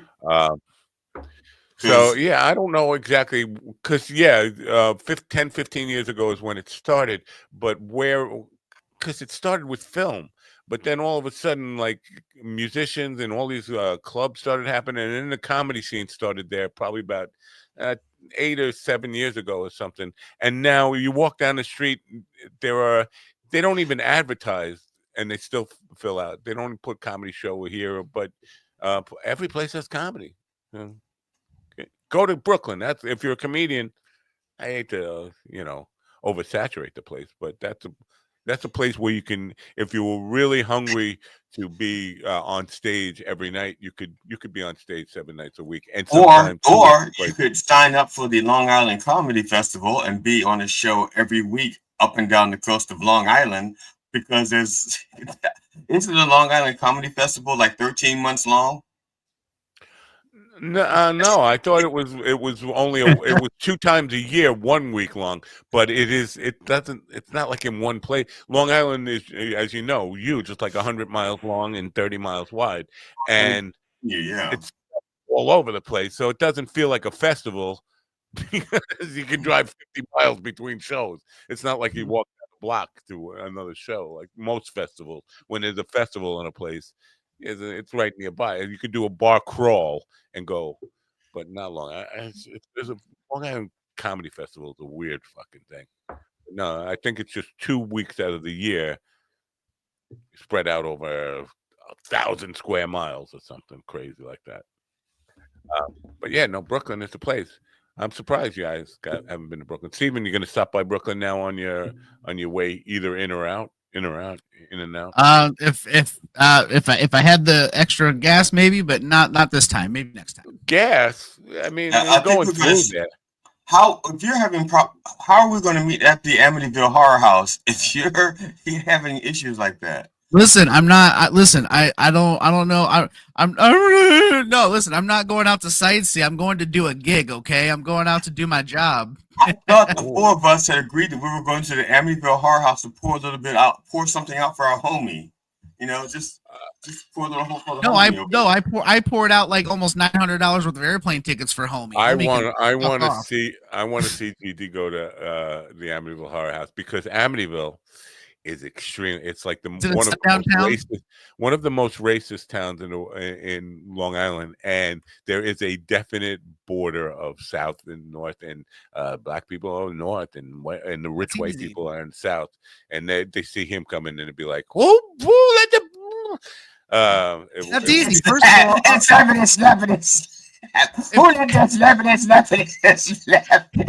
I'll drive. He won't get caught, and then if anyone, we'll just put a sheet over his head. He'll be okay. But do you guys want to meet for dinner before we meet up at the club to do the show? We can. Yeah. But how are we going to do that? Because all right, so we just heard it here. Ron's buying dinner. Because if we're doing the thing at from 6 to 7. Are we? Here, can we enlighten me on this? Now, is Tony going to be there to run the shtick? Because I don't know how to run this shtick. He said as far as I understood, yes, I will reach out to him today and double check. Okay, because I know I saw this shtick, their equipment, once, but then he changed it like a week later. He changed the equipment completely over. So I think we're just going to be Friday night on Gov's Comedy Network, not on Mind Dog TV, because I don't know how to plug Mind Dog TV in from their shtick. I don't even know how to work this shtick. I don't even know how to turn it on. There's got to be a power button, right? You push. It's a green button. There's a green button you push, and then there's two keys they're like 10, 12 feet apart, and there's two. You have to turn the keys simultaneously to get up and running. But you also need the launch codes. I'll be in town early because I'm going to be at Knock 'em Dead comedy with GD that morning. So I'll be in town all day. So whenever you want to meet. Tomorrow morning, you're going to be on Knock 'em Dead? Mm-hmm. Yeah. All right. I'll be doing the show here by myself tomorrow then. That's why I was Ron. That's why I was asking what time you were coming into Long Island. But well, we're leaving like between 8 and 9 a.m. Yeah. So hopefully, if all goes well with traffic, I should be in Long Island like 1:30, 2 o'clock, I would think. nothing ever goes well with traffic from I want to say from Pennsylvania border to Levittown. I don't want to jinx I anything, know. but when I went up, I've driven in it before, and it's no worse than Northern Virginia. Trust me, Northern Virginia is the worst in the country for traffic. I thought Boston was the worst in the country for traffic. Yeah, I mean they're all Boston, not really great. Boston, yeah, I've been to Atlanta is terrible. yeah. L.A. at rush hour is the So what time does Knock 'em Dead start? It starts at 11:30, right? Or 11? 11. 11. Okay. Cool. Yeah. Now I've driven, like I said, I've been in 48. I've been in all 48 of the continental states, and the only place where I have been forced off the road was Boston. Today, with traffic was so bad, I was forced onto the sidewalk because they were just that mean and aggressive. And if I was going to avoid hitting people and hitting other cars, I literally pulled onto a sidewalk for like 12 feet and then had to avoid traffic. Is Gov Studio is that at the club? Yeah. Yeah. 90 Division Avenue. Okay, I was just making sure. I didn't know if that was. Here's the deal. When you pull up there, there's a drive-through. It looks like a old Dairy Queen or something, a deli sandwich place right next door. And this is what I was thinking about last night, because when Sam Talent came to town, Tony mentioned the egg sandwiches. They have great egg sandwiches in the deli next door. Right through that deli in the back. I shouldn't be saying this on there. There's that's where the studio is located. Anyway, but the egg sandwich thing, Sam Talent was like, "What's with the let's go to Long Island and do some egg sandwiches." Yeah, I'm sure Tony is going to push this on you. The egg sandwich thing. Is egg sandwiches a thing where you live? Because on Long Island, it is like I make my own egg sandwiches. I would say we make our own here at home, but that's not a thing you order at a restaurant or anything where I'm from. No, it's a deli. It's a deli thing, and Long Island kind of. It's like a religion here. Egg sandwiches. Because eating out of the toilet was easier. I don't know what. Well, no, like I mean, if you want, like, outside of like making them here, I mean, you get like an egg McMuffin or whatever at McDonald's. But I mean, generally speaking, we make our own egg sandwiches at home. Yeah. They have it's more of a lunch thing, not a breakfast. Coded language here. Beck, second, heck, and then you can SPK, all that kind of stuff. Heck, salt, pepper, ketchup. Heck is ham, egg, and cheese. Beck is bacon, egg, and cheese. Sec is sausage, egg, and cheese. And yes, GD, salt, pepper, ketchup. And there's a place called the Dog Pound Bar and Grill that's near Governor's. Right, in Levittown. Yeah, I'm familiar. That'd be the place to meet then, wouldn't it? It would have to be, right? Yeah. We'd have to get a picture in front of it, too. All right. And so you're thinking like 4:35? I mean, because if we're doing the show at 6. Yeah, something like that. I'll keep everybody updated. That's hell for me, but I will do it. Because that is, for in my terms, that's rush hour. Rush hour starts here really 2:30 in the afternoon and going in that direction. But that's why when we come into town for Knock 'em Dead, we're staying in town. We're not heading out because we're gonna. Yeah, I put the address for the Dog Pound in the private chat. Very cool. Yeah, write it down. I'm gonna send it to the group chat just so everyone has it. Yeah, that sounds like a plan. I'm almost excited. Do I look almost excited? I'm excited to meet you guys, man. This is cool. Oh, Steven's gonna be there. Fuck it. I'm not going.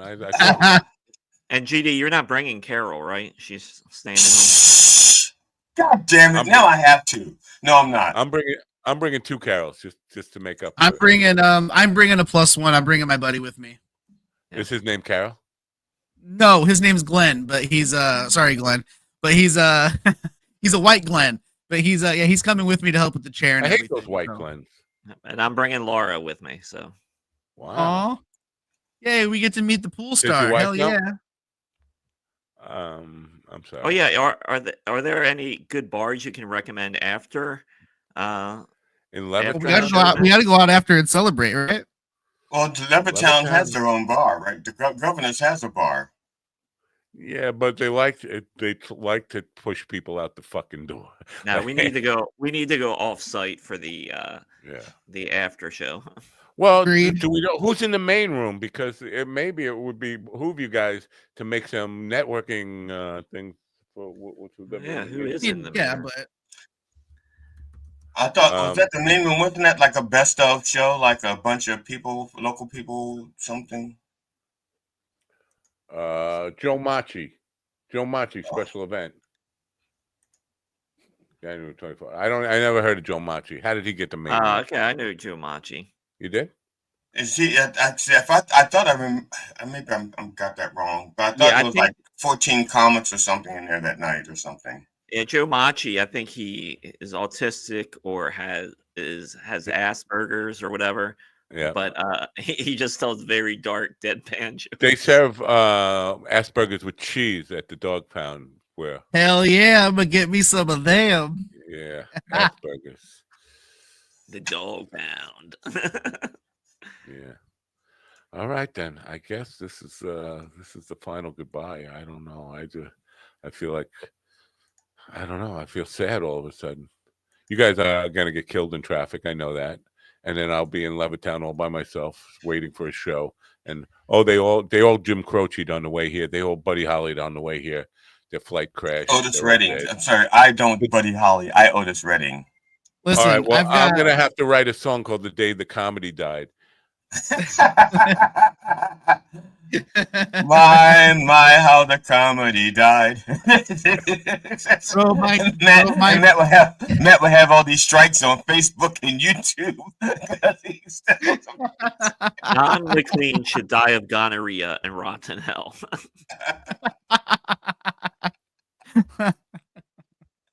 Oh man, GD wasn't funny, but Ronnie was right. Drove my van into the levee and he drowned to death. Fuck no. He couldn't swim. Stephen the minivan Ortiz. How he flailed around till he drowned. How he flailed around till he drowned. No, when I drive the minivan for comedy, it's called the Comedy Short Bus. All right. Are they going to paint that on the side of the Pacifica? Are they going to paint that on the side of the Pacifica for you? I did get the full blown insurance. I'll just say some homies did it out in New York. I'm getting a call from Huntington, New York. Do you have any idea who it is? Yeah. Probably Bill Collector. Is that Jackie saying he's going to come hang out for the show? No, he's not. That would be Oyster Bay, New York, or Bayville. You know, did you talk to Jackie about that when you saw him the other night about coming out? No. At least for the podcast thing where he can be in studio with us? No, I got to talk to Jackie for like all of 3 minutes. And like I said, when he first showed up, I think Tony, because I was on the other side of the room trying to pretend I was comfortable in a crowd of people. And literally I was just so happy to see Jackie. I ran over and hugged him. And we talked. Yeah, you mentioned this the other day, how you didn't really know a lot of people there. I think you know more people there than you realize that you knew, because I saw pictures of people who've been there, and lots of them have been on this show with you. I mean, at least a dozen that I saw who have been on the show, and you've been there. I guess you did. But when did they get there? But we don't know when those pictures were taken, because they may have got, because I left at 9:15. That could be. They might have gotten there late, but you know what? And also the place, because let's put it this way, there were like 7 people who seemed like they knew me. You know, like not, like they shook my hand, go like, "Hey, GD, great to see you," and I'm like, "Yeah," but they didn't say anything like that. Coffee the dog, because Tony was introducing me as a comedian. And he would say Coffee with the Dog, and he says that we're performing there on the 24th. But for the most part, he introduced me to like maybe, I think, 7 people, maybe 8. And most of their names I can't remember now. And he introduced you as Harry Belafonte, right? No, he introduced me as Billy Ocean. And he said it like this. He goes, Ocean. He goes, Billy Ocean. Thank you, right. Stephen.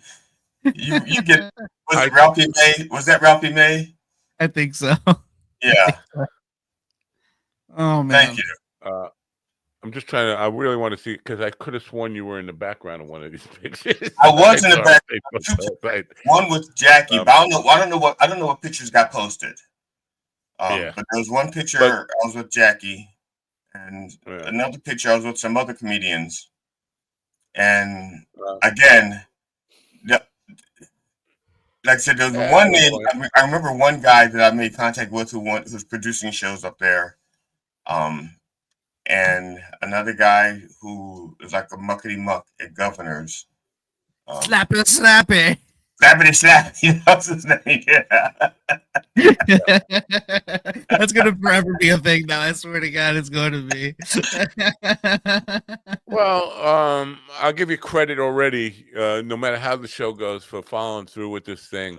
Because you know what, I've been in a major depression for the last 2 months. You say you put this together, even you started after Election Day, which to me, I haven't started anything after Election Day. I've been in a major funk.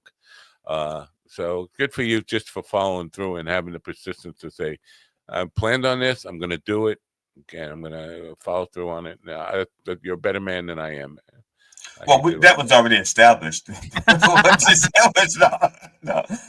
But I thought we started before election because actually, yeah, we started putting this together before the election. But the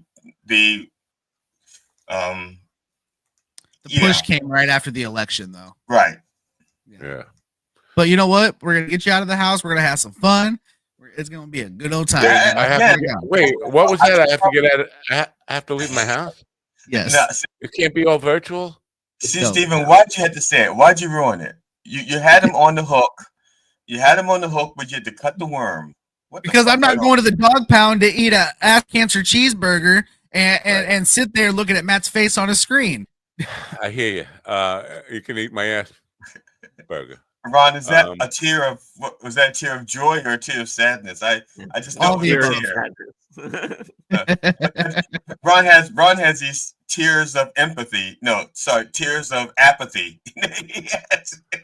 So briefly, apathetic tears. Yesterday, I went to meet with this guy, and he has a podcast studio, which is very cool. He's got like 3 different sets set up. He's got this portable production table that spins around with all three different cameras and audio production stuff. And he basically was just trying to kind of get me to do some just video editing for him. But then, because he does a lot of real estate based podcast out of there, and I was like, you know what, this thing has a whole lot of potential. I know you guys are not Long Island based, but this idea of just using that kind of studio and putting it out there, I said, you know what, could I be an independent contractor? Could I sell this on my own? You give you the cut for whatever your price is and just rent it out to people and find, you know, and those comedians don't have any fucking money. Musicians have some money, but everybody wants to do a podcast right now. And the difference between this kind of podcast and an in-person podcast, like a Rogan type of set, it's much better to do it in person if you can. I'm thinking there's a lot of potential in this. It's almost like, sure, you can sell it as you want. You do whatever you want with it, bring people in. So I feel like that's an opportunity that almost woke me up for a minute. I almost got excited. And what about where are good places to buy weed on Long Island? Brooklyn. No, I don't know about Nassau County. Well, the closest place I know in Nassau County is Farmingdale, which is quite a away. It's a good 20 minutes away from there. I'll look it up. The best place to buy weed on Long Island is very far away. It's a Pupuspatak. But the prices are so much cheaper on the res compared to the dispensaries, because the dispensaries, you know. Well, I'm coming fully loaded, so I won't need to make any purchases. And you're not smoking anymore, right? Or I have not since I stopped, but I am going to partake while I am in town for sure. Yes. The difference between like a regular state licensed dispensary and the Puspatak, like the white weed is like 65 an eighth in a little jar like this. You get a little jar like this, and they give you an eighth for $65. at the Puspatuk, you can get probably an ounce for about $85. So holy shit. Yeah, it's a big difference. It's worth the drive out to Mastic and dealing with the Puspatuk. I'm gonna see where that is. Hey, did you guys see that Trump just ordered the Civil Rights Department to not take any more cases or make any more complaints? They ordered them to freeze. What was that? Well, just explain it again slowly for like a retard like me. The hold on, I'm trying to pull the article back up here. Hold on. Hey, where's the Patuxatuck again? Puspatuk is Puspatuk Reservation, Mastic, Long Island. Okay, Mastic. Okay. Oh, here it is. The Trump's new Justice Department leadership orders a freeze on civil rights cases. Oh. Your papers. Let me see your papers. Yeah, your papers. Let's see your papers. I want to see your papers. You got no papers. Apparently none of you guys have been to Nazi Germany. I was just recalling my time in Nazi Germany when they asked for my papers. Yeah, you weren't kidding, Matt. That's like where I'm staying. The Mastic is like an hour. Right. You might as well drive to Indiana and say hello to Steven. That's how far it is. It's a long way. Long Island's a big fucking place, man. They don't call it Long Island because it's a short island. It's a long island. I'll be doing comedy Friday night in Long Island. Then Sunday you can catch me. I forget the fucking town in Maryland, but at a place called Cult Classic Brewing. I'll be there at 7 p.m. And tickets are $10 for that. You don't have a QR code that we could show for that, do you? No. I love the QR code thing. It makes things nice and easy for people. Yeah, it's nice.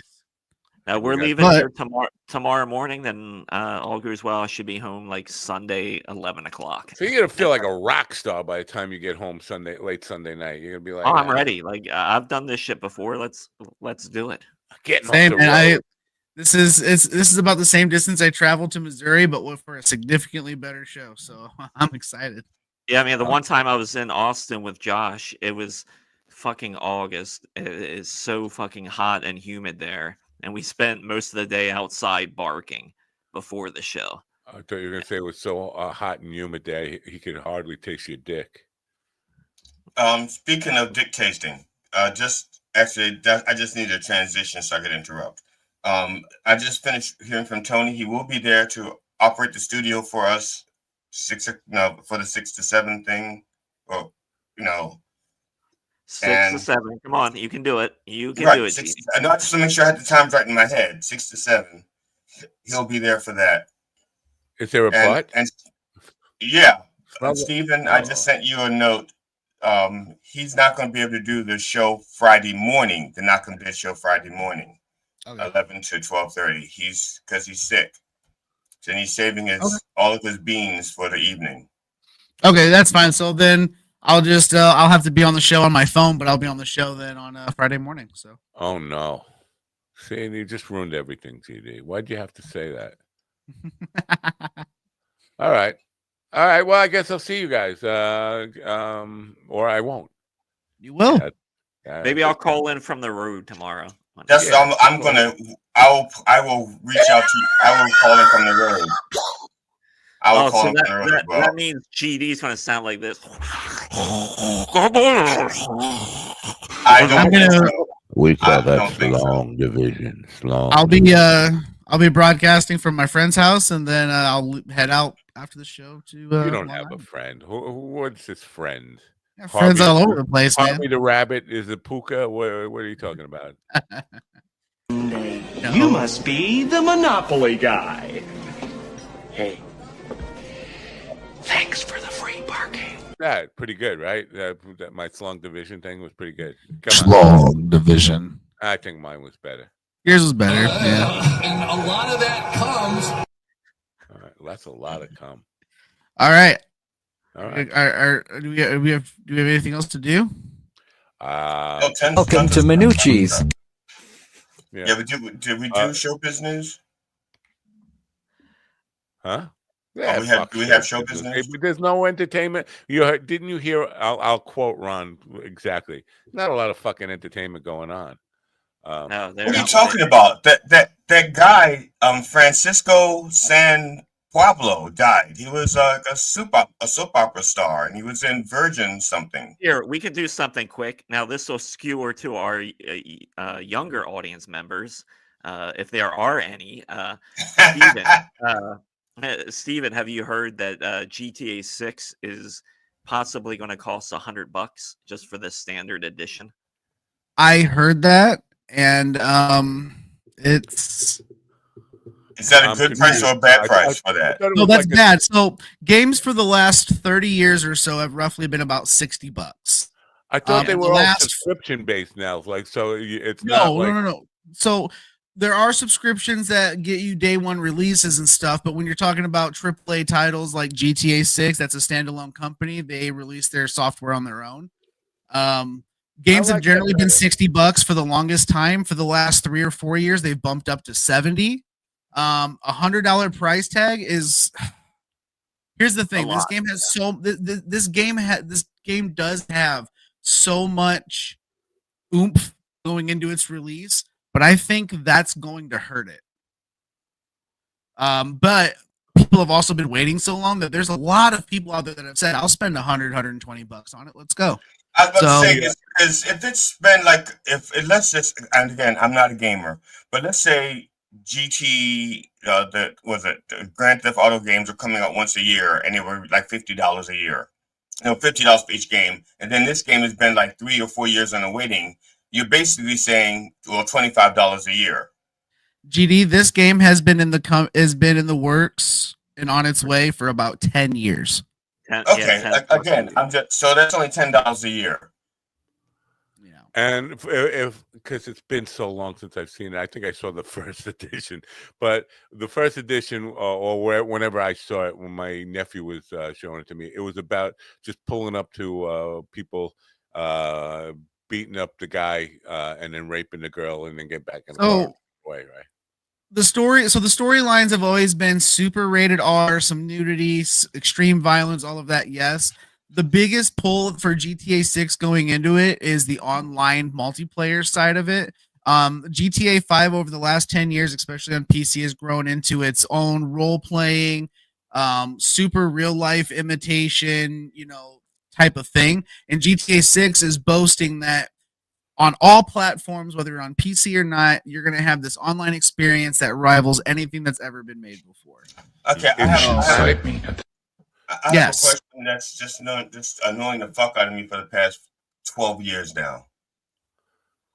There are only so many letters in the alphabet. Why is it that if somebody says GTA, it has to stand for Grand Theft Auto? Why can't it stand for something else? It just bugs the fuck out of me. Like people throw out initials. Like we're supposed you wanted to stand for Glenn Takes Ass, right?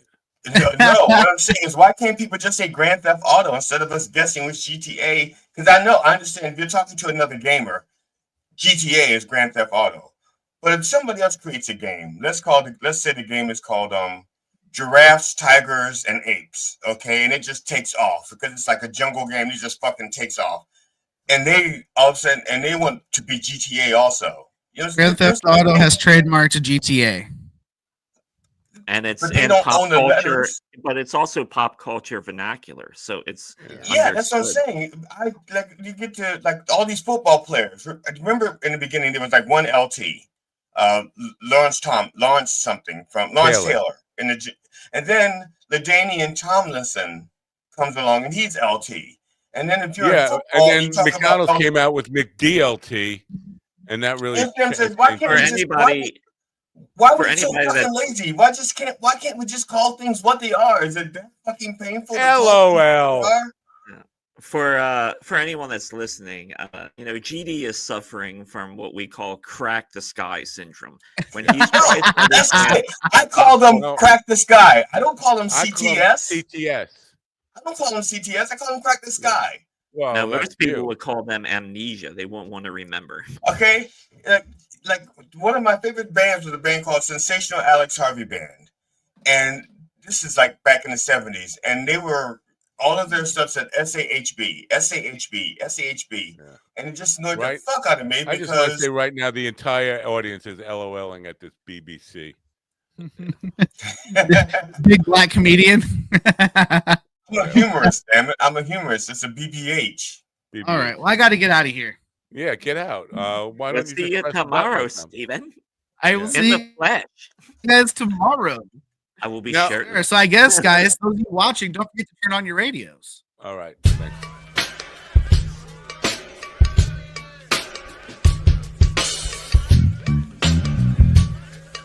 God's coming for you! His hands were soft and supple. I was trying to get him off.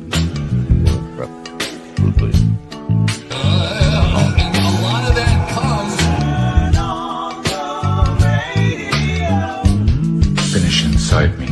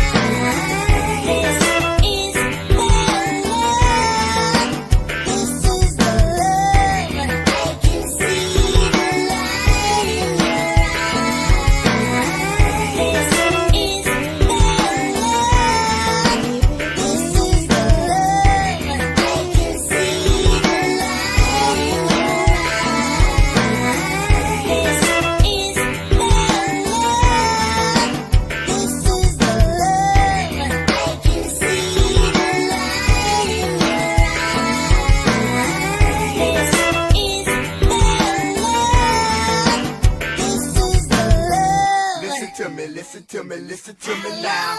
Listen to me, listen to me, listen to me now. Listen to me, listen to me, listen to me now.